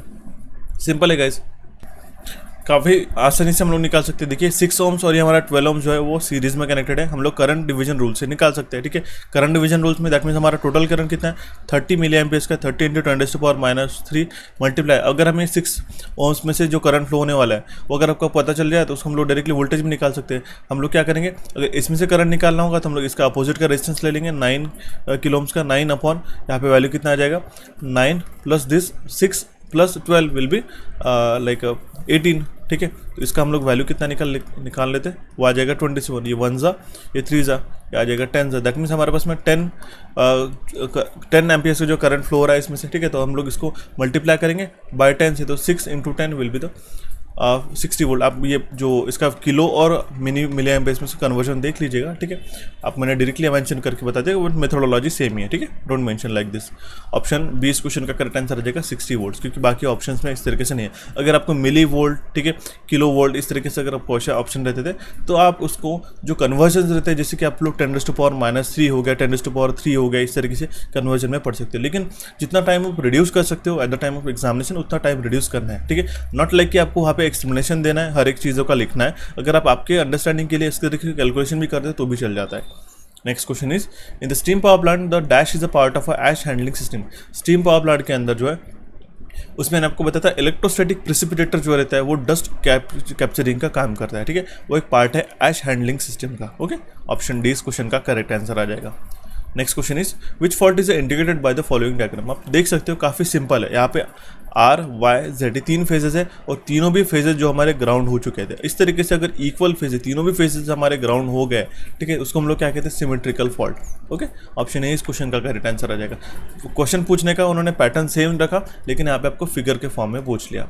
Next question is a 3-phase motor draws a 5.6 kilowatt motor 5.6 kilowatt power when subjected to an apparent power of 7000 VA. Find the reactive power. अगर आपको VA निकालना होगा तो आपको cos phi निकाल सकते हैं। cos phi, ये कितना आ जाएगा हमारे पास में active power upon apparent power 5600 divide में हम लोग क्या करेंगे 7000 which will be equals to 0.8। अब हमारे पास में 0.8 जो है ये काफ़ी कॉमन सी वैल्यू रहती है cos phi। मैंने आपको बताया था cos phi जब भी आपको 0.8 आता है तो आप सीधा सीधा समझ लीजिएगा कि sin phi जो है, ठीक है, ये हमारा 0.6 है। इतनी वैल्यू तो आप लर्न कर ही सकते हो। मैंने आपको बताया थी काफ़ी एग्जामिनेशन में टाइम रिड्यूस करने के लिए इस तरीके से आपको एग्जामिनेशन में एग्जामिनर ये वैल्यूज दे देता है, ठीक है। तो साइन फाई का जो वैल्यू होता है आप कैलकुलेट कर सकते हो गाइस, ठीक है। आप फाई का भी वैल्यू निकाल सकते हैं कॉस इनवर्स ऑफ 0.8, फिर आप साइन फाई में वैल्यूज निकाल सकते हो। साइन में क्या कॉस इनवर्स ऑफ 0.8 निकालोगे तो वैल्यू उसका उतना ही आने वाला है 0.6। आप देख लीजिएगा, चेक कर लीजिएगा, ठीक है। अभी हमें क्या पूछेगा रिएक्टिव पावर। रिएक्टिव पावर को मल्टीप्लाई कर निकालने के लिए हम लोग क्या करते हैं अपेरेंट पावर जो है 7000, ठीक है, VA, ठीक है, हम लोग किस तरीके से निकालते हैं VA multiplied by sine of phi. देखिए साइन फाई की हमारी वैल्यू आ गई, मतलब 7000 को अगर हम लोग 0.6 से मल्टीप्लाई करते हैं 7 6 will be equals to 42, 4.2 kVAR इसका करेक्ट आंसर आ जाएगा option B. Okay, next question है find the value of L equivalent in the following circuit. L equivalent एक हमारे पास में इसकी वैल्यू निकालनी होगी। तो यहाँ पे जो है हमारे पास में दो पैरेलल में इंडक्टेंसेस कनेक्टेड है, 4 × 12 upon 4 + 12 will be equals to 16, ठीक है। ये आ जाएगा हमारा 1, ये 4 जा, ये आ जाएगा 3 जा, और 3 हमारे पास में सीरीज में आने के बाद में 3 + 2 हेनरी विल बी 5 हेनरी इसका इक्विवेलेंट इंडक्टेंस आ जाएगा। Next question is a series RLC circuit has a R is equals to that means resistance equals to 50 ohms है, XC दैट मीन्स ये क्या होता है हमारा 1/2πfc, ये होता है हमारा सिंक्रो, ये हमारा कैपेसिटिव रिएक्टेंस होता है, ठीक है, और ये होता है हमारा inductive reactance. Okay, XL impedance पता करना है, XC जो रहता है हमारा नेगेटिव है, XL जो है हमारा पॉजिटिव है। ओके, तो हम लोग क्या कर पाएंगे R ± jX इस तरीके से लिखते हैं ना, ठीक है। तो रेजिस्टेंस आ जाएगा 50 और यहाँ पे XC माइनस है, ठीक है, -90 + 30 इसका वैल्यू कितना आ जाएगा -j60। ओके, सिंपल है ऑप्शन बी इस क्वेश्चन का करेक्ट आंसर आ जाएगा। Next question is in a cadmium copper conductors addition of 1 to 2% cadmium to the copper increases the tensile strength by approximately, ठीक है। क्वेश्चन में क्या पूछा गया है, अगर हम लोग कैडमियम कॉपर, ठीक है, इन कैडमियम कंडक्टर में अगर हम लोग 1 to 2% कैडमियम ऐड करते हैं कॉपर में, ठीक है, उसकी टेंसाइल स्ट्रेंथ कितनी बढ़ जाती है, तो 50% से उसकी टेंसाइल स्ट्रेंथ बढ़ जाती है। ओके, ऑप्शन ए इस क्वेश्चन का करेक्ट आंसर आ जाएगा। Next question is in which of the following is a heating obtain with the help of eddy current. Eddy current से इसमें से कौन से हीटिंग में एडी करंट के द्वारा हीटिंग ऑप्टेन की जाती है, तो वो होते हैं हमारा इंडक्शन हीटिंग। मैंने आपको बताया था, मैंने इंडक्शन हीटिंग पढ़ा था, उसमें मैंने आपको बताया था with the help of eddy current रहता है करके, लेकिन उन्होंने उसका गलत उन्होंने उसका जो रिवर्स आपको फॉर्म में आपको क्वेश्चन उल्टा करके पूछ लिया। इसलिए मैं आपको बताता हूँ कि जब भी हम लोग क्वेश्चन को डिस्कस करते रहते तो आपको 2 and 4 आपको एग्जामिनेशन में जो मैं आपको क्वेश्चन पढ़ा था वो सबको समझ लेना रहता है, ठीक है। ऐसा नहीं कि आपने 10,000 वाले क्वेश्चन की जो बुक है आपने उसको गो थ्रू करके चले गए। अगर आपके कॉन्सेप्ट्स क्लियर है तो ही जाके इस तरीके से एग्जामिनेशन में, और हालांकि 2022 में भी आप एग्जामिनेशन को क्लियर कर सकते हो। ओके, तो ये चीज़ आप अभी से माइंड में रखना शुरू कर लीजिएगा, और मल्टीपल क्वेश्चन जो है वो आप सिर्फ गो थ्रू करते रहोगे और कॉन्सेप्ट जीरो रहेंगे तो कितने भी एग्जामिनेशन में आप क्वेश्चन लर्न करके जाओ, समझ के जाओ, आपको इस तरीके से कॉन्सेप्ट बेस्ड ही क्वेश्चन पूछने वाले हैं। Okay, next question is a ring shaped core with a cross sectional area of 400 mm² carries the total flux of 10 milliweber, ठीक है। find the flux density। flux density हम लोग किस तरीके से निकालते हैं, B = phi/a, ठीक है। फ्लक्स कितने हैं हमारे पास में 10, और ये हमारे पास में है 400, कन्वर्जन आप देख लीजिएगा, ठीक है। तो 400 × 10⁻⁻6 आता है यहाँ पे, और यहाँ पे 10 मिलीवेबर है तो 10⁻³ आता है। ओके, तो इसका जो वैल्यू आता है वो 25 टेस्ला आ जाता है। ओके, क्योंकि आपको कन्वर्ट करना रहता है, यहाँ पे जो mm² है इसलिए हमने 10⁻⁻6 से मल्टीप्लाई किया, और यहाँ पे जो मिलीवेबर था, ठीक है, इसको हमने 10⁻³ से मल्टीप्लाई कर लिया, ठीक है। यही आपको पता रहना था। ये मैंने आपको यहाँ पे इसलिए बताया क्योंकि जो ऑप्शन है वो सारे 0.0025 2.5 0.25 25 टेस्ला, इसलिए आपको ये गलत हो सकते थे। ये आपको कन्वर्जन पता होना भी इंपॉर्टेंट है। आप देख सकते हो किस तरीके से एग्जामिनर में सारे ऑप्शन सिमिलर ही मेंशन करके रखे। ऑप्शन डी इस क्वेश्चन का करेक्ट आंसर आ जाएगा। Next question is find the V2 in the following circuit. V2 का वैल्यू हमें फाइंड आउट करना है, काफ़ी बेसिक सा क्वेश्चन है गाइस। ओके, अगर आप किसका टोटल रेजिस्टेंस निकाल लेते हैं, ठीक है, टोटल रेजिस्टेंस कितना हो जाएगा हमारे पास में 10। इसके अलग अलग मेथड्स भी आप चाहे जो मेथड आप लगा सकते हो, आप जिसमें कन्वीनियंट हो। 100 + 400 + 300 इट विल बी 800, ठीक है। 12 / 800 ohms, ठीक है, यह आ जाएगा इसमें से करंट। इसको अगर आप मल्टीप्लाई कर ले तो, ठीक है, मल्टीप्लाई कर ले तो बाय 400, ठीक है, दैट मीन्स इसका रेजिस्टेंस तो आ जाएगा 1, ये 2 जा, ये आ जाएगा हमारा 6 वोल्ट, यहाँ पे V2 का वैल्यू आ जाएगा। सिंपल है, ऑप्शन ए इस क्वेश्चन का करेक्ट आंसर आ जाएगा। Next question is the peak point voltage and the value point voltage that are characteristics of. Peak point voltage और वैल्यू पॉइंट वोल्टेज ये किसके कैरेक्टरिस्टिक्स हैं? टनल जीरो डायोड के, tunnel varactor या फिर शॉर्टकी डायोड्स के। तो आपको मैंने बताया था, सिंपल है, ये टनल डायोड के जो कैरेक्टरिस्टिक्स है काफ़ी कबार एग्जामिनेशन में पूछा जाता है। यहाँ पे टनलिंग करंट क्या है, नेगेटिव रेजिस्टेंस रीजन में क्या किस तरीके से इसका ऑपरेशन रहता है, ठीक है। पीक पॉइंट और ये वैल्यू पॉइंट क्या होता है? ये पीक पॉइंट और वैल्यू पॉइंट ही हमारे पास टनल डायोड में रहते हैं। ऑप्शन बी इस क्वेश्चन का करेक्ट आंसर आ जाएगा। ओके, देखते हैं हमारा next question. Which of the following is an application of arc lamp. Arc lamp का इसमें से कौन सा एक एप्लीकेशन है? जो आपके फ्लैश कैमराज रहते हैं उसमें आपके आर्क लैम्प्स रहते हैं, इस ध्यान में रख लीजिएगा। ऑप्शन बी इस क्वेश्चन का करेक्ट आंसर आ जाएगा। Okay, next question is with reference to the synchronous motor. Synchronous motor के रेफरेंस में हमें इसमें से ट्रू और फॉल्स पता करना है, दो स्टेटमेंट में से। पहला स्टेटमेंट है हमारे पास में the synchronous compensator is synchronous motor running without a mechanical load, ठीक है। एक सिंक्रोनस कंपेंसेटर क्या है? एक सिंक्रोनस मोटर है जो विदाउट मैकेनिकल लोड ये रन हो रहा है। ओके, नेक्स्ट है, ये स्टेटमेंट हमारा करेक्ट हो जाएगा। देखिए मैं आपको बताया सिंक्रोनस कंपेंसेटर क्या होता है कि एक सिंक्रोनस मोटर होती है विदाउट लोड, जिसके कारण हम लोग पावर फैक्टर करेक्शन भी कर सकते हैं। नेक्स्ट स्टेटमेंट क्या है हमारे पास में? For the same output and voltage rating synchronous motor is costlier than induction motor. Correct है, सेम आउटपुट और वोल्टेज रेटिंग के लिए जो सिंक्रोनस मोटर होती है हमारी कॉस्टलियर रहती है than induction motor. Okay, option B इस क्वेश्चन का करेक्ट आंसर रहेगा। That means both statements are true, सही है। Next question is half wave voltage doubler consist of. अब देखिए यहाँ पे हाफ वेव वोल्टेज रेक्टिफायर है, हाफ वोल्टेज जो है हमारा वोल्टेज डबलर है, उसमें कितने डायोड्स रहते हैं? वो रहते हैं हमारे उसमें 2। ठीक है, इसकी अगर आप इनपुट वेव फॉर्म इस तरीके से इनपुट देते हो, ठीक है, ये सर्किट आपको ध्यान में रखना होगा। ठीक है, ये वोल्टेज डबलर है, ठीक है, आप देख सकते हो 2 ऑफ वीएम हो गया, वीएम का ट्वाइस ऑफ वीएम हो गया। ठीक है, आउटपुट वेव फॉर्म कुछ इस तरीके से दिखनी हो, ठीक है, हमारे पास में 2 वोल्टेजेस का है, ठीक है, वो एडिशन हो जाता है, डबल कर लेता है वोल्टेज को। अगर हमारा वीएम है यहाँ पे 10 तो हमारा 20 आ जाएगा इस तरीके से। तो ये है हमारा इसका सर्किट। कितने डायोड की रिक्वायरमेंट है? 2। ओके, नेक्स्ट क्वेश्चन इज, और हाँ एक चीज़ मैं बता देता हूँ, 2 कैपेसिटर भी यहाँ पे रिक्वायर्ड है। ठीक है, अगर आगे चल के इनके से क्वेश्चन पूछ ले तो 2 कैपेसिटर भी रहते हैं, ध्यान में रखना होगा।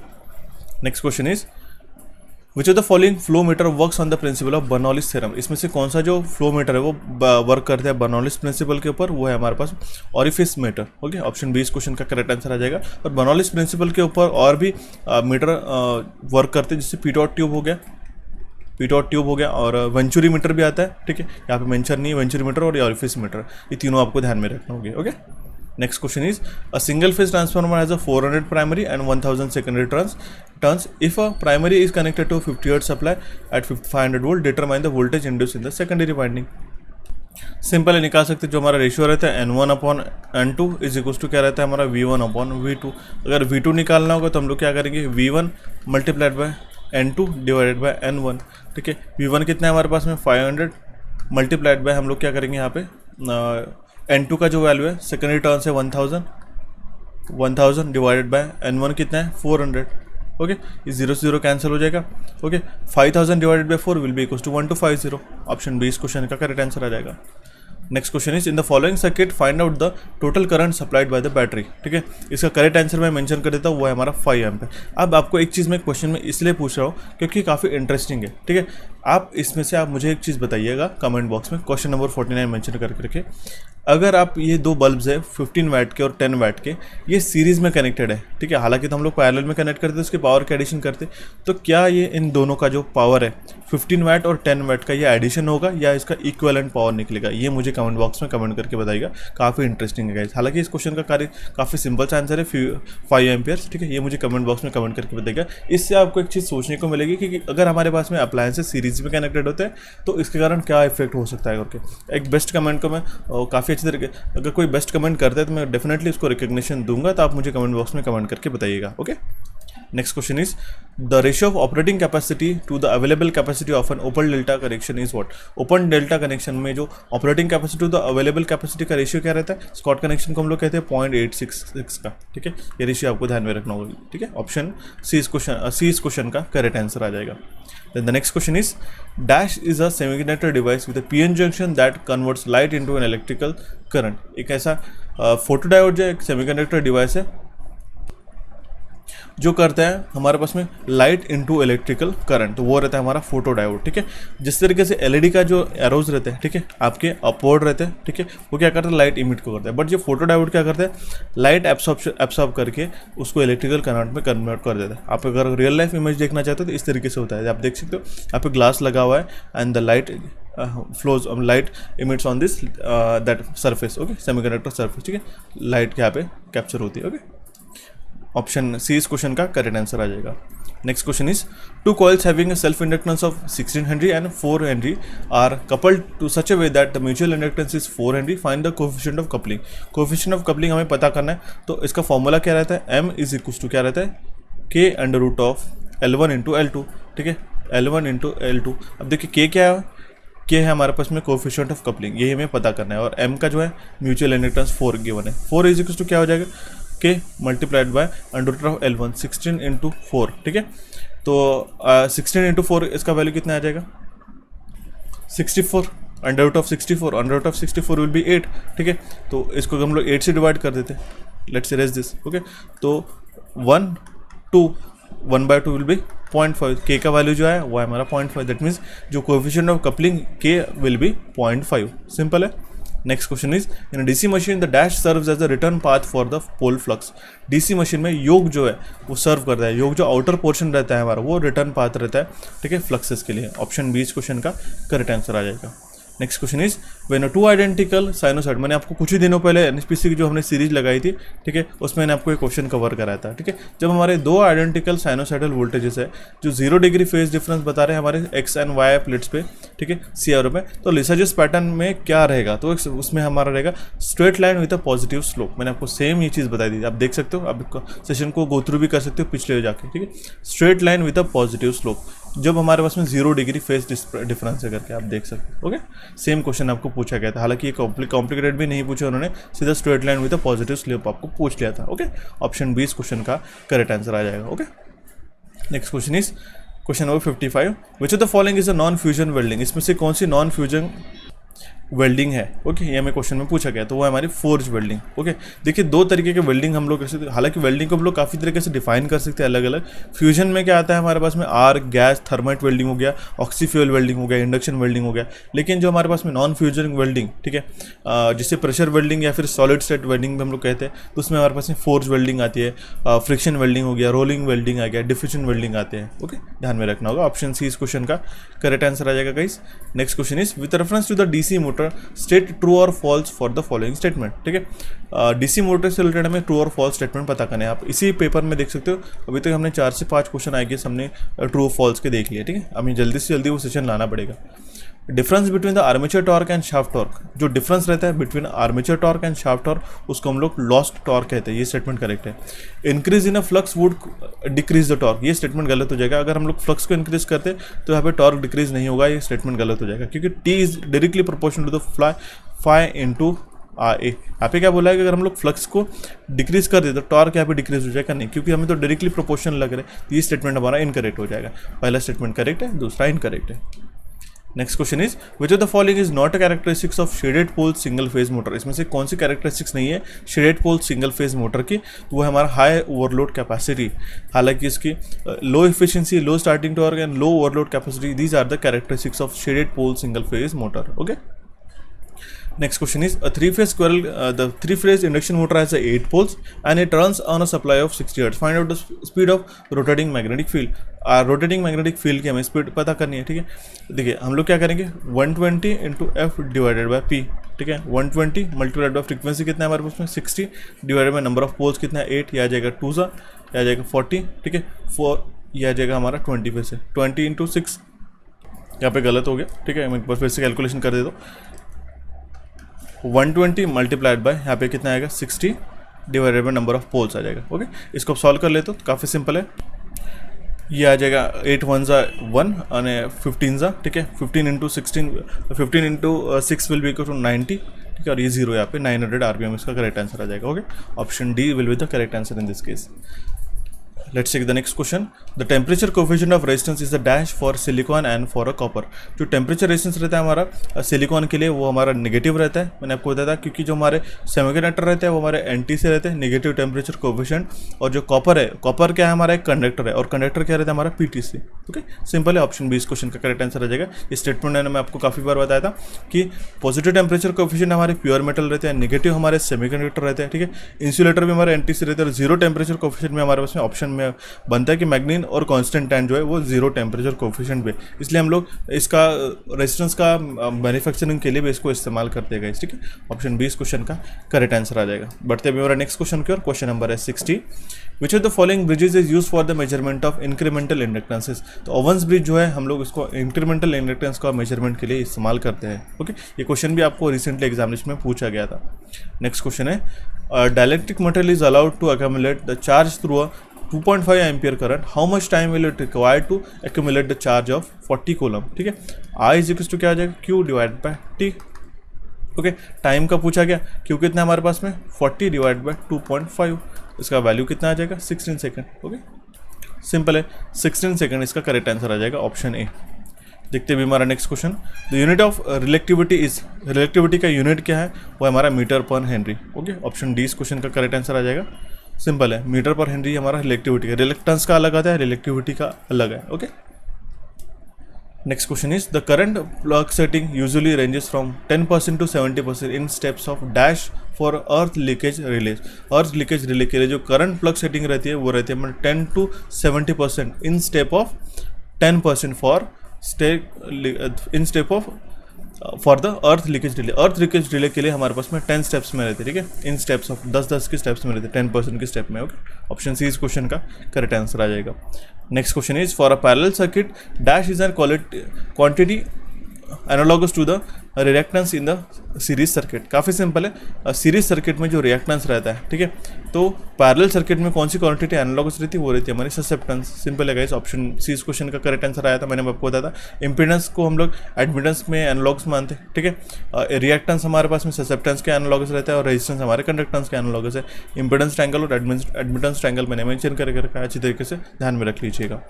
Next question is in induction motor the synchronous speed is, synchronous motor में सिंक्रोनस स्पीड जो है इंडक्शन मोशन में वो डायरेक्टली प्रोपोर्शनल रहती है तो frequency NS is equal to 120 multiplied by F divide by P। तो जो सिंक्रोनस स्पीड रहती है वो डायरेक्टली प्रोपोर्शनल रहती है हमारी स्पीड के, ठीक है। That means NS is directly proportional to the frequency. Next question is what is the recommended level of elimination in control rooms of a power houses. Recommended level क्या है elimination की control rooms में, power houses में, वो हमारे उसमें 300 lux. Option C इस question का करेक्ट आंसर आ जाएगा गाइस। ओके, आप देख सकते हैं कंट्रोल रूम्स या फिर स्विच गियर रूम्स में रिक्वायर्ड एलिमिनेशन लेवल कितना रहते हैं 300। बाकी भी टेबल मेंशन करके रखा, एक बार गो थ्रू कर लीजिएगा। Next question is in underground system the volume of conductor material required for, ये मैंने सेम क्वेश्चन आपको कवर कराया था गाइस, ठीक है, same question. The volume of conductor required for in a 2-wire DC system with a midpoint earthed for is dash to that of a 2-wire DC system। Question में क्या बोला गया कि 2-wire DC सिस्टम से related जो हमारा volume of conductor required है 2-wire DC system with midpoint earthed में वो कितना रहता है, वो सेम रहता है, ठीक है। It is the same as the 2-wire DC system. 2-wire DC system with mid point earthed is equal, वो इक्वल रहता है 2-wire DC सिस्टम के। इसके लिए मैं आपको टेबल मेंशन करके रखा हूँ, ये काफ़ी इंपॉर्टेंट। ये टेबल क्या शो करता है, ये बताता है हमारा ratio of conductor material in any system compared with that in corresponding to the 2-wire DC system. Okay, तो आपको ध्यान में रखना। और cos फाई जो है हमारा जो पावर फैक्टर है AC सिस्टम का। ओके, तो आप देख सकते हो 2-wire DC सिस्टम, ठीक है, मिड पॉइंट earthed में उसका जो सेम वैल्यू रहता है। ओके, आप ये टेबल अच्छी तरीके से पढ़ लीजिएगा। ओके, एग्जामिनेशन बनता है एक क्वेश्चन उसमें से। Next question is which of the following bridges is a mutual inductance bridge. इसमें से कौन सा ब्रिज जो है एक म्यूचुअल इंडक्टेंस वाला ब्रिज है, ठीक है, वो है हमारा हेवीसेट्स कैंपबेल ब्रिज, ठीक है। म्यूचुअल इंडक्टेंस को मेजरमेंट के लिए काम में आता है। मैंने आपको एक टेबल प्रोवाइड किया था, उसमें मैंने आपको बताया था कि उसमें से सारी चीज़ें आपको एग्जामिनेशन में बनती है और यही आपको एज इट इज पूछा गया है। Next question is state the true false for the following statement. हमें ट्रू और फॉल्स हमें पता करना है दो स्टेटमेंट में से। पहला क्या स्टेटमेंट है हमारे पास में, ब्लॉक रोटर टैरिफ में जो प्राइस पर यूनिट रहता है, ठीक है, प्राइस पर यूनिट रहता है फर्स्ट ब्लॉक में, वो लोएस्ट रहता है क्या, नहीं, ये गलत है। यूनिफॉर्म रेट टैरिफ में जो प्राइस चार्ज किया जाता है पर यूनिट वो कांस्टेंट रहता है। ये स्टेटमेंट हमारा करेक्ट है, ठीक है, ध्यान में रखना होगा। ऑप्शन 1 जो है स्टेटमेंट 1 इनकरेक्ट है और statement 2 is the correct. Okay, different type के टैरिफ्स रहते हैं, जैसे फ्लैट डिमांड रेट टैरिफ हो गया, और दूसरा 2 पार्ट टैरिफ आता है, पावर फैक्टर टैरिफ आता है, 3 पार्ट टैरिफ भी आता है, या फिर ब्लॉक रेट टैरिफ भी आता है। नेक्स्ट क्वेश्चन है विच of the following instrument is not used for a fluid flow measurement के लिए, ठीक है। इसमें से कौन सा मेजरमेंट इंस्ट्रूमेंट जो है वो यूज़ नहीं किया जाता फ्लूइड फ्लो मेजरमेंट के लिए, तो वो है हमारे पास में पायरोमीटर। ऑप्शन सी इस क्वेश्चन का करेक्ट आंसर आ जाएगा, ठीक है। नेक्स्ट क्वेश्चन है, और ये पायरोमीटर किसके लिए काम में आता है, रिमोटली हम लोग टेम्परेचर को मेजर कर सकते हैं। Okay, next question is which of the following is not a characteristics of, देखिए यहाँ पे फिर से क्वेश्चन आ गया नॉट वाला, not a characteristics of permanent split capacitor motor.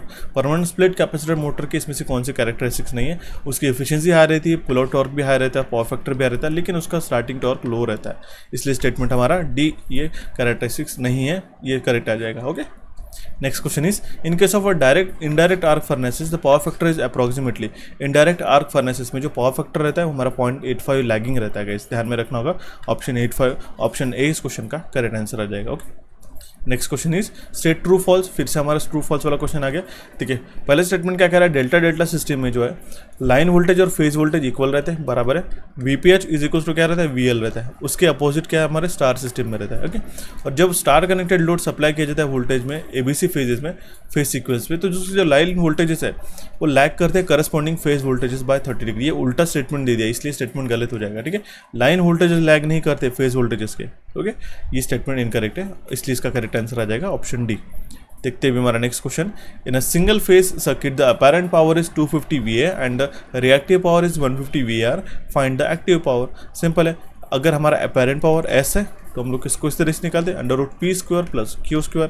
इससे आप आसानी से निकाल सकते हो गाइस। ठीक है, आप इस 25 और उसको 15 कंसिडर भी कर सकते हो। ठीक है, अपैरेंट पावर कितना है हमारे पास में, 25 का स्क्वायर भी कर लेते अपॉन इज इक्वल टू क्या हो जाएगा हमारे पास में, रिएक्टिव पावर Q का कितना है, P² प्लस हमारा Q कितना है 15²। ठीक है, 25² will be equal to 625 minus 15² will be यहाँ पे 225 आ जाएगा, इज इक्वल टू P²। इसका वैल्यू आता है हमारा डिफरेंस निकालते 400, √400 विल बी 200 वाट।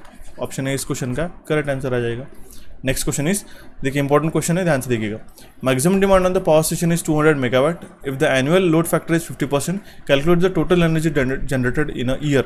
देखिए यहाँ पे मैक्सिमम डिमांड है हमारे पास में 200 मेगावाट का, लोड फैक्टर है 0.5 का, तो एनर्जी जनरेट कितना होगा हर साल में पूछा गया। ठीक है, इसके लिए आपको एक लोड फैक्टर का फॉर्मूला पता होना चाहिए गाइस। ठीक है, लोड फैक्टर क्या होता है, एनुअल लोड फैक्टर हमारे पास में ऑलरेडी बताया गया, वो होता है हमारा E अपॉन, ठीक है, कितना यूनिट जनरेट हो रहा है इन टी आवर्स, ठीक है, डिवाइडेड बाय हमारे पास में कितना मैक्सिमम डिमांड है। ठीक है, मैक्सिमम डिमांड है 200 वाट, मल्टीप्लाइड बाय हमारे पास में टाइम कितने डेज रहते हैं 365 डेज, मल्टीप्लाइड बाय 24 करोगे आप यहाँ पे, तो लोड फैक्टर हम लोग यहाँ पे वैल्यू सब्स्टिट्यूट कर देते हैं, वो आता है 0.5। ठीक है, ई का जो वैल्यू बनता है वो रहता है हमारा 876 × 10⁻6 किलोवाट आवर। ठीक है, लोड फैक्टर का फॉर्मूला जो रहता है वो हम लोग निकालते हैं average load multiplied by T, या फिर अपन maximum demand multiplied by T. तो maximum demand multiplied by T, या फिर ऐसा भी लिख सकते हैं उसको। तो हालांकि काफ़ी सारे वेज में हम लोग अकॉर्डिंग टू और न्यूमेरिकल उसको हम लोग इंटरप्रेट कर सकते हैं। ओके, ऑप्शन ए इस क्वेश्चन का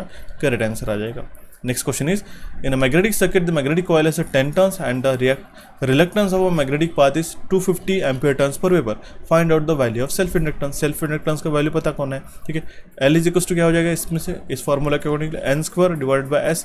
s क्या हो जाएगा हमारा रिलक्टेंस है, ठीक है, रिलक्टेंस है 250 और n² हमारे पास में 10। ठीक है, 10² डिवाइडेड बाय 250, इसका जो वैल्यू आ जाएगा वो 100 डिवाइडेड बाय 250। ठीक है, ये कितना आ जाएगा 2 ज़ा, ये आ जाएगा 5 ज़ा, 0.2 इसका 0.4 इसका करेक्ट आंसर है, क्योंकि 1/5 का जो वैल्यू आता है वो रहता है हमारे पास 0.2 और 2/5 का जो वैल्यू रहेगा वो हमारा 0.4 रहेगा। ऑप्शन सी इस क्वेश्चन का करेक्ट आंसर आ जाएगा। ठीक है, next question is the following symbol is use for. काफ़ी सिंपल है, अगर आपको Z दिख गया तो समझ जाए वो इम्पिडेंस है। ठीक है, ऑप्शन ए इस क्वेश्चन का करेक्ट आंसर आ जाएगा।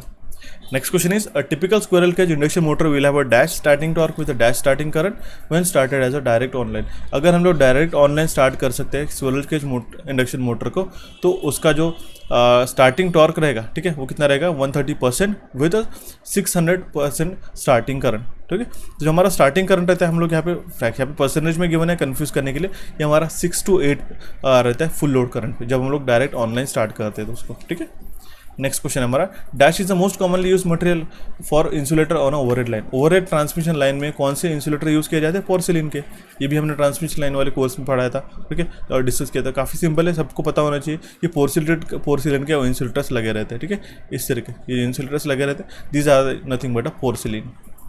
नेक्स्ट क्वेश्चन इज, ये काफ़ी इंटरेस्टिंग क्वेश्चन लगा हमें, ये आपको एज अ इंटरव्यू में भी पूछा जा सकता है, ठीक है।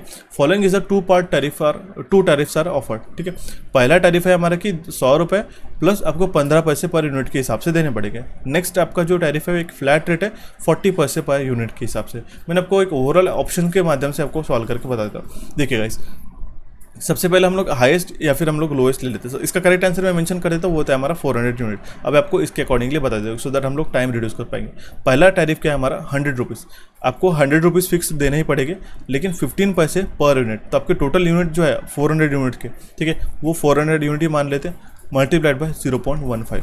इसको अगर हम लोग कैलकुलेट करते हैं, ठीक है, 100 मल्टीप्लाइड बाय 100 प्लस 400 इंटू 0.15, तो इसका जो वैल्यू आता है वो रहता है 160। डैट मीन्स अगर आपको 160 रुपीज़ आपको बिल आया, ठीक है, पहले फर्स्ट जो आपका टैरिफ है इसके accordingly. I change the colour, ठीक है, समझने की कोशिश कीजिएगा। नेक्स्ट आपका फ्लैट रेट टैरिफ ऑफ 40 पैसे पर यूनिट, 400 यूनिट है, सीधा सीधा आपको 40 पैसा देना है पर यूनिट का, ठीक है। इसका जो वैल्यू आता है 0.4 इंटू 400, वो रहता है हमारा 160 रुपीज़। अब देखिए, पहले भी टैरिफ में 160 रुपीज़ ही बिल है और दूसरे भी टैरिफ में 160 रुपीज़ है, लेकिन अगर आप यहाँ पे 300 यूनिट्स कंसिडर कर लेते हैं, ठीक है, यहाँ पे अगर आपको 300 यूनिट कंसिडर करते हैं, ठीक है, तो 100 प्लस 300 मल्टीप्लाइड बाय 0.15, इसका जो बिल आता है गाइस, ठीक है, मैं आपको मेंशन कर दे बताता हूँ, वो आएगा आपका 145 रुपीज़, ठीक है। और नेक्स्ट कंडीशन में अगर यहाँ पे हम लोग 300 यूनिट कंसिडर कर लेते हैं, यहाँ पे 300 यूनिट मान लो बिल आया इंटू 0.4, तो 300, ठीक है, 300 इंटू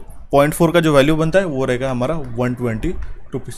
मान लो दैट मीन्स क्या है कि हमारा जो सेकंड कंडीशन हो रही है, ठीक है, 300 अगर हम लोग 400 से नीचे अगर हमारा लेके आ रहे हैं, ठीक है, 400 यूनिट से अगर हमारा नीचे कंजम्पशन है, तो जो हमारा फर्स्ट टैरिफ है, ठीक है, वो हमें महंगा जा रहा है, ठीक है, क्योंकि 145 रुपीज़ बिल आ रहा है इस टैरिफ के अकॉर्डिंगली, मतलब 100 रुपीज़ हमारा कांस्टेंट प्लस 15% पर यूनिट के, ठीक है। लेकिन सेकंड टैरिफ जो है वो इकोनॉमिकल है, क्योंकि हमें फ्लैट रेट सीधा 40 पैसा देना पड़ रहा है पर यूनिट के। तो 0.4 into 300 will be equals to 120 rupees. That means आप देख सकते हो 25 रुपीज़ का डिफरेंस आ रहा है। लेकिन अब मैं आपको नेक्स्ट कंडीशन बताता हूँ, if we consider 500 unit, here we consider 500, ठीक है, 100 फिक्स चार्जेस है हमारा, प्लस 500 यूनिट हमने कंज्यूम कर लिया मान लो, और 0.15, ठीक है। तो हम लोग इसको भी सॉल्व करके देख लेते हैं, 100 प्लस 500 इंटू 0.15, तो इसका जो वैल्यू बनेगा वो रहेगा हमारा 175 रुपीज़। अब आपने कितना लिया यूनिट, कितना कंजम्पशन किया 500 यूनिट्स का। लेकिन अगर यहाँ पे 500 यूनिट लगाते हैं, मल्टीप्लाइड बाय 0.4 करते हैं, ठीक है,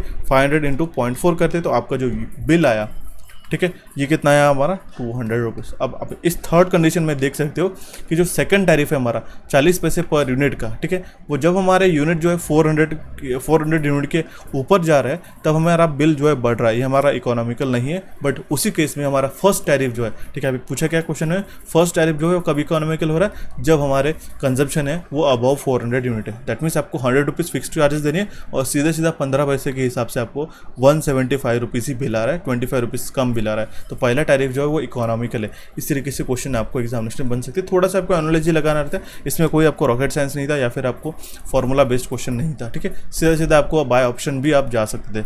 एक 1 मार्क को अगर आपको हासिल करना है, तो अगर आपके पास टाइम बचा है, अगर आप क्विकली इस तरीके से कैलकुलेशन को कर सकते हैं, तो आसानी से इसको निकाल सकते हो गाइस, ठीक है। देखते हैं हमारा next question, sinusoidal current is expressed as I is equal to 75 sine of 50t। तो इसमें फ्रीक्वेंसी कितना आ जाएगा, ओमेगा क्या होता है 2 पाई f, ठीक है। यहाँ पे कितना है, ओमेगा का वैल्यू 50 पाई है, 50 pi is equal to 2 pi f, ठीक है। पाई से पे कैंसिल हो जाएगा, 2 1 जा 2, 225 जा, ठीक है। फ्रीक्वेंसी आया हमारा 25। ऑप्शन है इस क्वेश्चन का करेक्ट आंसर आ जाएगा। 2 क्वेश्चन थे सेम कॉन्सेप्ट के ऊपर। Next question is in a cleat wiring cleats are fixed, मैंने आपको ये भी बताया था, ठीक है। क्लट वायरिंग में जो क्लट्स फिक्स किए जाते हैं, ठीक है, रेगुलर इंटरवल में, तो कितना उसका डिस्टेंस बढ़ना नहीं चाहिए, 0.6 मीटर से ऊपर उसका डिस्टेंस बढ़ना नहीं चाहिए between 2 cleats, okay. Next question is in a cumulative component DC generator, if the terminal voltage at a full load is greater than the at no load, then it is called as। अगर हमारा terminal voltage full load पे greater है then एट्स no load, तो उसको हम लोग कहेंगे over compounded motor, okay. Option है इस क्वेश्चन का करेक्ट आंसर आ जाएगा गाइस, ठीक है। ओवर कंपाउंडेड का मोटर का जो हमारा टर्मिनल वोल्टेज है, ठीक है, आप देख सकते हो वो अगर ग्रेटर है देन इट्स नो लोड, ठीक है, then it's no load, okay, ये नो लोड वोल्टेज है, नॉट दिस नो लोड, आप देख सकते हो dash line, okay, this like this, ठीक है, तो वो होता है हमारा over component, okay. Next question is 100 watt electric heater has a resistance of 4 ohms, what will be the maximum permissible current? Simple है, I square R, total power कितना आ जाएगा 100, ओके, आई यहाँ पे रेजिस्टेंस कितना है 4, तो आई स्क्वायर या फिर हम लोग निकाल सकते हैं √4 डिवाइडेड बाय 4, ओके, तो यहाँ पे आ जाएगा 25, ठीक है, √25 will be equals to 5 ampere. Maximum permissible current कितना रहेगा 5 एम्पियर। एक इलेक्ट्रिक हीटर में जो कॉन्सेप्ट यूज़ किया जाता है वो I2R लॉसेस ही होता है, इसके कारण हीट जनरेट होती है, इसी फार्मूला से हम लोग निकाल सकते हैं, ठीक है। ऑप्शन डी इस क्वेश्चन का करेक्ट आंसर आ जाएगा। Next question is the phenomena of oscillation of a rotor about its equilibrium position is called as a hunting. Phenomena of जो ऑसिलेशन होते हैं रोटर में अबाउट इट्स इक्विलिब्रियम पोजीशन, उसको हम लोग कहते हैं hunting, okay. Next question is ये हमने अंडरग्राउंड केबल का हमने इलेक्ट्रिक केबल का एक सेशन प्रोवाइड किया था, उसमें से सेम क्वेश्चन पूछा गया। With reference to the power cable insulation which of the following synthetic rubber like insulating material is thermosetting compound. ये हमारा XLPE मैंने आपको बताया था, उसको हम कहते हैं क्रॉस लिंक पॉलीइथिलीन, ठीक है। ये आप इसमें जाके देख सकते हो, काफ़ी इंटरेस्टिंग सेशन है, इसमें आपको समझ में आ जाएगा कि कंडक्टर क्या होता है, इंसुलेशन क्या होता है, शीट क्या है, आर्मरिंग सर्वियर आपको समझ में आ जाएगा, काफ़ी इंपॉर्टेंट है। ऑप्शन ए इस क्वेश्चन का करेक्ट आंसर आ जाएगा। Next question is which of the following motor gives a translational motion instead of a rotational motion. इसमें से कौन सा मोटर बताता है translation motion instead of rotational motion? वो है हमारा लीनियर इंडक्शन मोटर गाइस, ठीक है, it is a linear induction motor. Option C इस क्वेश्चन का करेक्ट आंसर आ जाएगा। नेक्स्ट क्वेश्चन इज ये आपको होमवर्क के लिए दे रहा हूँ, काफ़ी बेसिक सा क्वेश्चन है और इंपॉर्टेंट क्वेश्चन है। मैं आपको एक चीज़ इसमें से देखना चाहता हूँ कि आप इसमें से दो ऑप्शन में से कौन से ऑप्शन आप सिलेक्ट करते हो स्टूडेंट्स, ठीक है। आपको क्या पूछा गया कि voltage and current being applied to a load are sinusoidal waveform whose amplitudes are 50 volts and 10 amperes respectively. The phase angle between them is 30 degree. Find the reactive power of the load. Reactive power पता करना है, काफ़ी interesting सा basic सा question है, मुझे correct answer mention करके बताइएगा। हमें क्या पूछा गया नेक्स्ट क्वेश्चन में, find the G equivalent in the following network, ठीक है। हमें क्या पूछा गया, जी इक्विवेलेंट, कंडक्टेंस का इक्विवेलेंट निकाला। अब आपको ध्यान में रखना होगा, कभी भी ऐसे क्वेश्चन आते हैं तो आप जब रेजिस्टेंसेस ऐड करते हो, ठीक है, ये मान लो रेजिस्टेंस R1 है और R2 है, तो इसका टोटल रेजिस्टेंस कितना निकालते हैं, R1 + R2। उसी तरीके से आपको ध्यान में रखना होगा कि जब भी हमारे पास में कंडक्टेंसेस पैरेलल में कनेक्टेड होते हैं तो उसका सीधा सीधा एडिशन कर देना है, जस्ट इन्वर्ट होता है, वाइस वर्सा होता है, ठीक है। तो यहाँ पे जो 8 + 4 ये एडिशन हो जाएगा और यहाँ पे हमारा इक्वल एक आ जाएगा, वो आएगा 12 सीमेंस का, ठीक है। इसको मैं एलिमिनेट कर देता हूँ, मान लो यहाँ पे कनेक्टेड है ये इस तरीके से, करेक्ट, ठीक है। अब आप देख सकते हो 12 सीमेंस + 6 सीमेंस का यहाँ पे हमारे पास सीरीज कनेक्ट है, तो हम लोग यहाँ पे इक्विवेलेंट निकालेंगे। 12 × 6 / 12 + 6 विल बी 18, 1 जा, यह आ जाएगा 3 जा, यह आ जाएगा 4, ठीक है, करेक्ट है 4, और ये 2 सीमेंस का ये आ गया हमारा, ठीक है। इसको अगर हम लोग डायरेक्ट शॉर्ट सर्किट कर दे, ठीक है, तो ये 4 सीमेंस प्लस हमारा ये कितना आ जाएगा 2 सीमेंस, ये सीरीज ये हमारा क्या किस में रहेगा, पैरेलल में। ये पैरेलल में होने के बाद फिर से हम लोग डायरेक्टली एडिशन कर पाएंगे, और 2 + 4 विल बी 6, यहाँ पे 12 आया, ठीक है, और यहाँ पे हमारा फिर से 6 आया, ठीक है। इसको हम लोग क्या करेंगे, 12 × 6 / 12 + 6 विल बी 18, 1 जा, यह आ जाएगा 3 जा, और यह आएगा 4, ठीक है। 4 सीमेंस इसका करेक्ट आंसर आ जाएगा, ऑप्शन सी। क्या ध्यान में रखना है, अगर आपके जो कंडक्टेंसेस है, हालांकि रेजिस्टेंस मेंशन किया लेकिन इसका यूनिट क्या है, सीमेंस में, ठीक है, मो में, ठीक है, रेजिस्टेंस का उल्टा, ओके। तो आपको जो पैरेलल में कनेक्टेड है तो उसको डायरेक्टली एडिशन कर देना है, और अगर आपको सीरीज में इस तरीके से देखने को मिल रहे होंगे तो आप उसका इक्विवेलेंट निकाल लीजिएगा, जैसे आप जो रेजिस्टेंसेस पैरेलल में रहते तब निकालते हो, ठीक है। देखते हैं हमारा next question, in a single phase alternator the synchronous impedance is 0.25 ohms and the armature resistance is 0.1 ohms, find the synchronous reactance. हमें सिंक्रोनस रिएक्टेंस पता करना है, सिंपल है, ZS =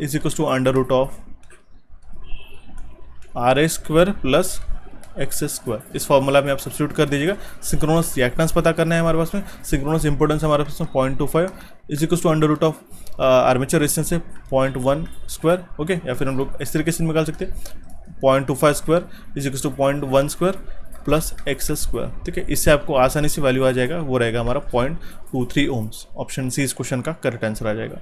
next question is important question है, ध्यान से देखिएगा।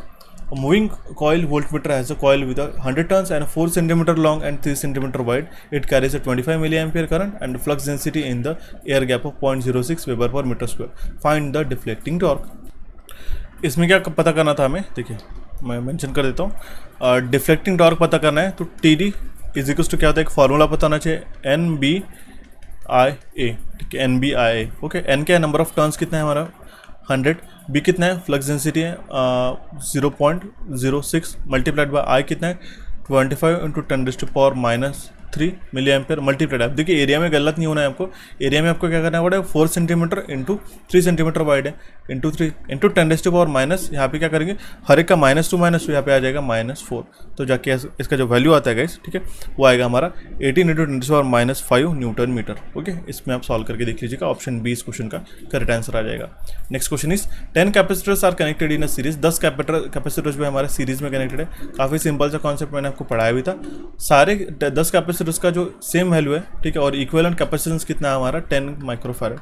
मैंने आपको बताया था जब भी कैपेसिटेंस से सीरीज में कनेक्ट रहते हैं तब हम लोग उसका इक्विवेलेंट निकालते हैं। ठीक है, मान लो अगर हमारे उसमें 100 माइक्रोफैरड के कैपेसिटर्स है, ठीक है, इसके में नंबर ऑफ कैपेसिटर्स कितने हैं 10, ठीक है, तो इसका इक्विवेलेंट कैपेसिटेंस कितना आ जाएगा 10, इसलिए इसको आप क्रॉस चेक करके भी सॉल्व कर सकते हो। ऑप्शन ए इस क्वेश्चन का करेक्ट आंसर आ जाएगा। ये मैंने आपको इसका जो रेजिस्टेंस है उसके फॉर्म में बताया था, यहाँ पे कैपेसिटेंस के फॉर्म में भी उन्होंने पूछ लिया था। ठीक है, ध्यान में रखना होगा कभी भी कैपेसिटेंस पैरेलल में होते हैं तो उसका डायरेक्टली एडिशन होता है, और अगर सीरीज में कनेक्टेड है तो उसका इक्विवेलेंट निकालते हैं, just opposite, equal and opposite of that of resistance.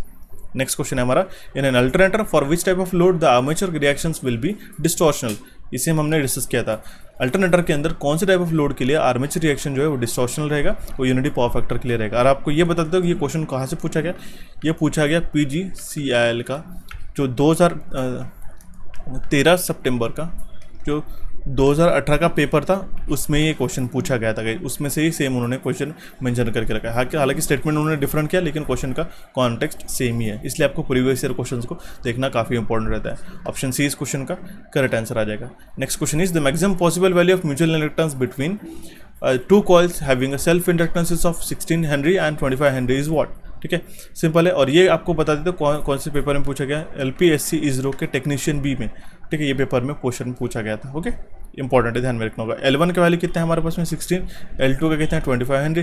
ठीक है, और हमें म्यूचुअल इंडक्टेंस कितना है, ठीक है, हमें पूछा गया मैक्सिमम पॉसिबल वैल्यू के लिए हमारा K रहता है। सबसे पहले तो आपको ये ध्यान में रखना होगा, M = K√L1 L2 में काफ़ी सारे जो फॉर्मूलाज है इस तरीके से एज्यूम करके आपको बता देता हूँ कि आप मेरे सेशंस को रेगुलर फॉलो करते हो, क्योंकि रिपीटेडली हम लोग क्वेश्चंस को डिस्कस नहीं करते, इसलिए आपको ये बात ध्यान में रखनी रहती है कि आपको मेरे सेशंस को रेगुलरली वॉच करना रहता है। कोफिशिएंट ऑफ कपलिंग अगर आप 1 है तो हमारा मैक्सिमम पॉसिबल वैल्यू हम लोग फाइंड आउट कर सकते हैं म्यूचुअल इंडक्टेंस का, इसलिए हम लोग K का वैल्यू यहाँ पे 1 सब्स्टिट्यूट करें। तो √L1 का वैल्यू कितना है 16 × 25। ठीक है, तो यहाँ पे इसका जो वैल्यू रहेगा वो रहेगा हमारा √16 मल्टीप्लाइड बाई 25, तो √ये कितना आ जाएगा 400 will be 20 henry. Okay, option C इस क्वेश्चन का करेक्ट आंसर आ जाएगा। Next question is in a vulcanised Indian rubber VIR type insulating material the sulphur content is, VIR में जो है जो सल्फर कंटेंट रहता है वो 3 to 5% रहता है। ऑप्शन ए इस क्वेश्चन का करेक्ट आंसर आ जाएगा। ठीक है, VIR that means vulcanised Indian rubber में सल्फर कंटेंट कितना रहता है 3 to 5%।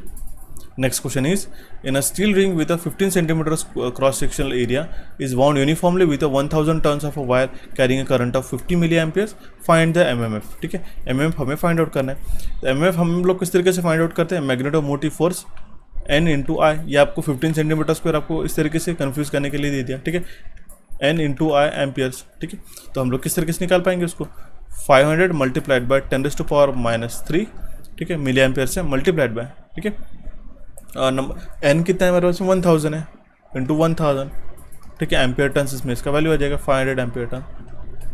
ऑप्शन डी इस क्वेश्चन का करेक्ट आंसर आ जाएगा। Next question is in an electric bulb consumes 720 kilojoules of energy in 5 hours, find out the total power rating of a bulb. ठीक है, power rating of a bulb हमें पता करना है। ओके, ये कितना है, एक आवर में कितना कंज्यूम कर रहा है 5 आवर के अंदर 720 किलोजूल, तो पावर रेटिंग कितना आ जाएगा। ठीक है, P = कितना आएगा, energy divided by total time. Energy कितना है हमारा 720 × 10⁻³ डिवाइडेड बाय 5 × 60 करना पड़ेगा। ये इंपॉर्टेंट क्रूशियल स्टेप है, तब जाके इसका पावर रेटिंग आता है 40 वाट का। नेक्स्ट क्वेश्चन है guys, what will be the output frequency of a 6-pole alternator running at a speed of 1200 RPM। Output frequency कितना रहेगा 6-pole अल्टरनेटर का जो 1200 RPM पे रन हो रहा है। देखिए 120 × F/P, ठीक है, ये हमारा NS पे। ठीक है, 1200 आरपीएम पर रन हो रहा है is equal to 120 multiplied by frequency find out करना है एफ, नंबर ऑफ पोल्स कितने हैं 6, यह आ जाएगा 20, ठीक है, 0 0 कैंसिल, यह आ जाएगा हमारा 60 हर्ट्ज, ठीक है। ऑप्शन बी इस क्वेश्चन का करेक्ट आंसर आ जाएगा। Next question is for a common emitter convention of BJT find out the value of beta if alpha is equal to 0.995, okay. अगर आपको अल्फा का फॉर्मूला पता है इन टर्म्स ऑफ बीटा तो वो होता है बीटा अपॉन 1 प्लस बीटा। आप इसमें वैल्यू सब्स्टिट्यूट कर लीजिएगा, ठीक है। अल्फा का जो वैल्यू है 0.995 है, 0.995 is equal to beta upon 1 plus beta, ठीक है, 1 प्लस बीटा। तो आप लोग इसको डायरेक्टली भी लिख सकते हो इस तरीके से 0.995 प्लस 0.995 बीटा, ठीक है, इज इक्वल टू बीटा। तो 1 बीटा माइनस 0.995 बीटा कर लोगे आप यहाँ से, ओके। तब जाके आपका जो हमारा बीटा का वैल्यू है वो आपका आएगा 199। सिंपल है, फॉर्मूला से निकाल सकते हो। ऑप्शन ए इस क्वेश्चन का करेक्ट आंसर आ जाएगा, ठीक है। ये भी हमने डिस्कस किया था, मैंने आपको फॉर्मूला भी बताया था in terms of beta and gamma. Next question is for a full wave bridge rectifier, same question है, अगर सप्लाई वोल्टेज है 100 sin ओमेगा टी तो पीआईवी कितना रहेगा, ठीक है। तो फुल वेव ब्रिज रेक्टिफायर का बोला गया तो पीक इनवर्स वोल्टेज जो रहता है वो 100 वोल्ट ही रहेगा क्योंकि सेम रहता है। लेकिन in case of a centre tap में ही ट्वाइस ऑफ वीएम रहता है। अच्छा उन्होंने ये क्वेश्चन नहीं पूछ लिया, लेकिन अगर आपको ये पूछा, काफ़ी सारे स्टूडेंट ने इसका 200 भी मार्क करके आए होंगे, ठीक है, कि peak inverse voltage twice of VM रहता है करके, लेकिन वो सिर्फ सेंटर टैप में रहता है। लेकिन यहाँ पे बोला गया फुल वेव ब्रिज रेक्टिफायर जहाँ पे 4 डायोड इस्तेमाल किए जाते हैं, ठीक है, उसमें सेम रहता है और हाफ वेव में भी सेम रहता है, ठीक है। ये भी हमने चार्ट के माध्यम से कवर कर रहा था। एक चार्ट मैंने आपको मेंशन किया था हाफ वेव और सेंटर और ब्रिज का, ओके। नेक्स्ट क्वेश्चन है guys, for a 3-phase induction motor synchronous speed is 3000 RPM and find out the actual rotor speed if slip is 3%। Slip है 3% का, ठीक है। 3000 का 3% होता है हमारा 90, ठीक है। सिंक्रोनस स्पीड है हमारे पास 3000, ठीक है। तो 90 इसमें से माइनस कर लेते हैं, हमारे पास में रोटर स्पीड पता चल जाएगा 2910 आरपीएम। सिंपल है, आपको फार्मूला भी ध्यान में रखने की जरूरत है कि स्लिप क्या रहता है, 1%। जो हमारा सिंक्रोनस स्पीड में अगर स्लिप को अगर हम लोग माइनस करते हैं तो हमारे पास रोटर स्पीड मिलता है, ठीक है। ऑप्शन बी इस क्वेश्चन का करेक्ट आंसर आ जाएगा।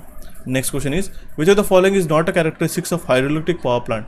इसमें से कौन सा पावर प्लांट का हाइड्रोइलेक्ट्रिक पावर प्लांट का एक हमारा कैरेक्टरिस्टिक्स नहीं है। तो वेरी हाई मेंटेनेंस कॉस्ट। आपको पता है हाइड्रोइलेक्ट्रिक पावर प्लांट का रनिंग कॉस्ट है वो कम से कम रहता है, सबसे मिनिमम रहता है उसका मेंटेनेंस कॉस्ट। तो ध्यान में रखना होगा, ऑप्शन डी इस क्वेश्चन का करेक्ट आंसर आ जाएगा। नेक्स्ट क्वेश्चन है हमारा, for a synchronous motor inverted V curves are the plots of power factor versus. Inverted V curve simple है, वो प्लॉट रहता है between power factor versus field current. Option C इस question का करेक्ट आंसर आ जाएगा।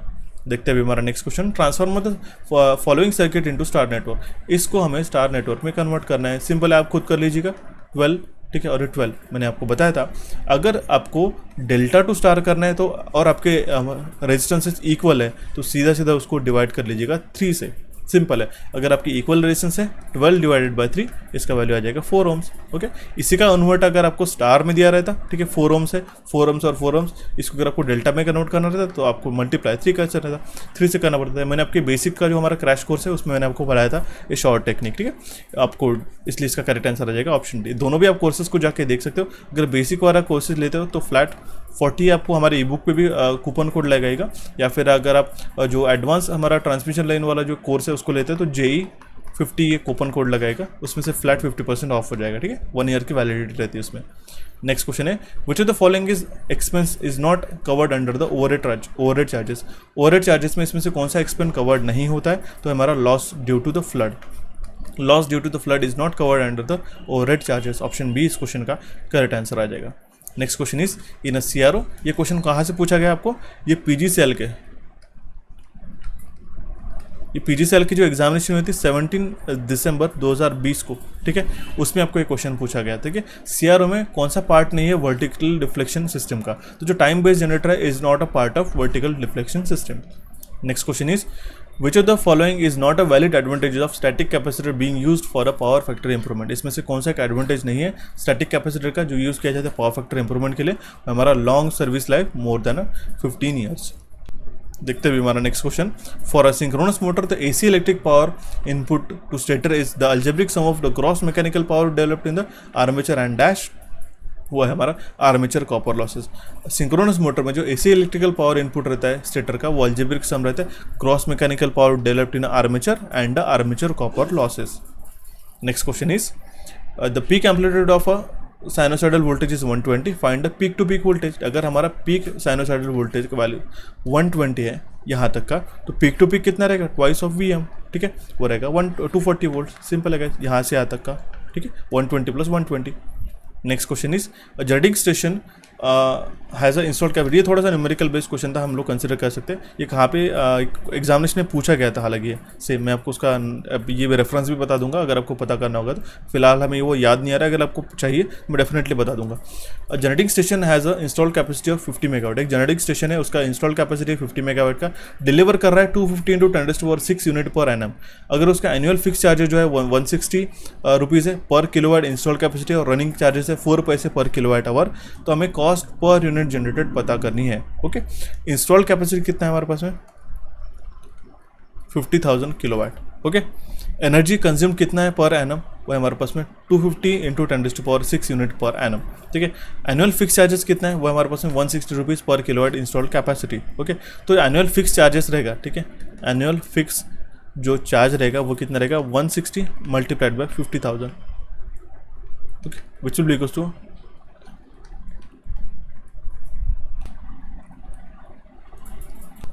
80 लाख, ठीक है। ये एनुअल फिक्स चार्जेस हो गया। ओके, इसके बाद में रनिंग चार्जेस है 4 पैसे पर किलोवाट आवर का, ठीक है। ये देखिए 4 पैसे पर किलोवाट आवर का, ठीक है। तो रनिंग चार्ज जो है वो रनिंग चार्ज हम लोग निकाल लेते 0.04, देखिए 0.4 पैसे है तो 0.04 मल्टीप्लाइड बाय हमने करना पड़ेगा 250 × 10⁻⁶, इसका वैल्यू आ जाएगा 1 करोड़। ओके, 3, 4, 5, 6 और 7, आप इसका देख लीजिएगा एक बार फिर से कैलकुलेशन में, ठीक है। तो टोटल चार्ज जो रहेगा ऑन ठीक है, और फिर हम लोग कह सकते हैं टोटल टैरिफ कितना रहेगा इन दोनों के एडिशन, ठीक है। ये कितना रहेगा 1, 8, 1, 2, 3, 4, 5, 6, ठीक है। जीरोज में कैलकुलेट कर सकते हो, ठीक है, क्योंकि यहाँ पे काफ़ी फाइनेस्ट हमें पैसे में वैल्यू कैलकुलेट करनी है, आप इसको डायरेक्टली भी निकाल सकते हो, वैल्यू हालांकि सेम ही आ जाएगी, ठीक है। तो कॉस्ट पर यूनिट कंज्यूम कितना आएगा, इस वैल्यू को हमें डिवाइड करना पड़ेगा जो हमारा यूनिट्स है, ठीक है, पर एनम का 250 × 10⁻⁶ से, ठीक है। तब जाके इसका जो वैल्यू आता है पर यूनिट कंज्यूम में आता है 0.072। दैट मीन्स ये क्या है 0.072, इट इज 7.2 पैसे, ठीक है। ऑप्शन है इस क्वेश्चन का करेक्ट आंसर आ जाएगा, ठीक है। देखते हैं अभी हमारा, ठीक है। तो अभी ये हो गया हमारा लास्ट क्वेश्चन, 110 नंबर का क्वेश्चन। इसके बाद में हमारा टेक्निकल जो जनरल इंजीनियरिंग से भी पूछे गए थे, और आपको 60 नॉन टेक्निकल के भी पूछे गए थे। आपको नॉन टेक्निकल का भी रिव्यू चाहिए तो जल्दी से जल्दी प्रोवाइड कर दूंगा। तो ये थे guys 110 important questions of NHPC JEE examination morning shift में। अगर आप चाहते हो कि मैं आपका सेकंड शिफ्ट का जो भी पेपर है, ठीक है, सेम 5 तारीख को जो हुआ था वो भी मैं आपको प्रोवाइड करूँ, तो मुझे कमेंट बॉक्स में जल्दी से जल्दी कमेंट करके बताइएगा। और जितना आपका नंबर ऑफ लाइक्स रहेगा, जितना नंबर ऑफ अच्छे शेयर्स रहेगा, जल्दी से जल्दी वो सेशन भी मैं आपको प्रोवाइड करा दूंगा इसी तरीके से डिटेल एनालिसिस के साथ में। आपको आज का सेशन कैसा लगा है मुझे जरूर कमेंट बॉक्स के माध्यम से कमेंट करके बताइएगा। आपके हर एक कमेंट में पढ़ता हूँ, और जितने अच्छे कमेंट्स करते हो उससे हमें काफ़ी अच्छे तरीके से मोटिवेशन भी मिलता है। इस सेशन को आपके दोस्तों के साथ शेयर करिएगा। हमारे चैनल कोचिफायर इलेक्ट्रिकल इंजीनियरिंग को MCQs को यहाँ पे जरूर क्लिक करके सब्सक्राइब कीजिएगा। हमारे टेलीग्राम चैनल से जुड़िएगा सो दैट हम लोग इंटरेक्टिव डिस्कशन आपके साथ करते रहे। एप्लीकेशन के भी डाउनलोड करिए, उसके लिंक आपको डिस्क्रिप्शन बॉक्स में मिल जाएंगे, और जो रिसेंट सेशन है यहाँ पे आप जाके क्लिक करके देख सकते हो। So guys, thanks for watching this session, have a nice day.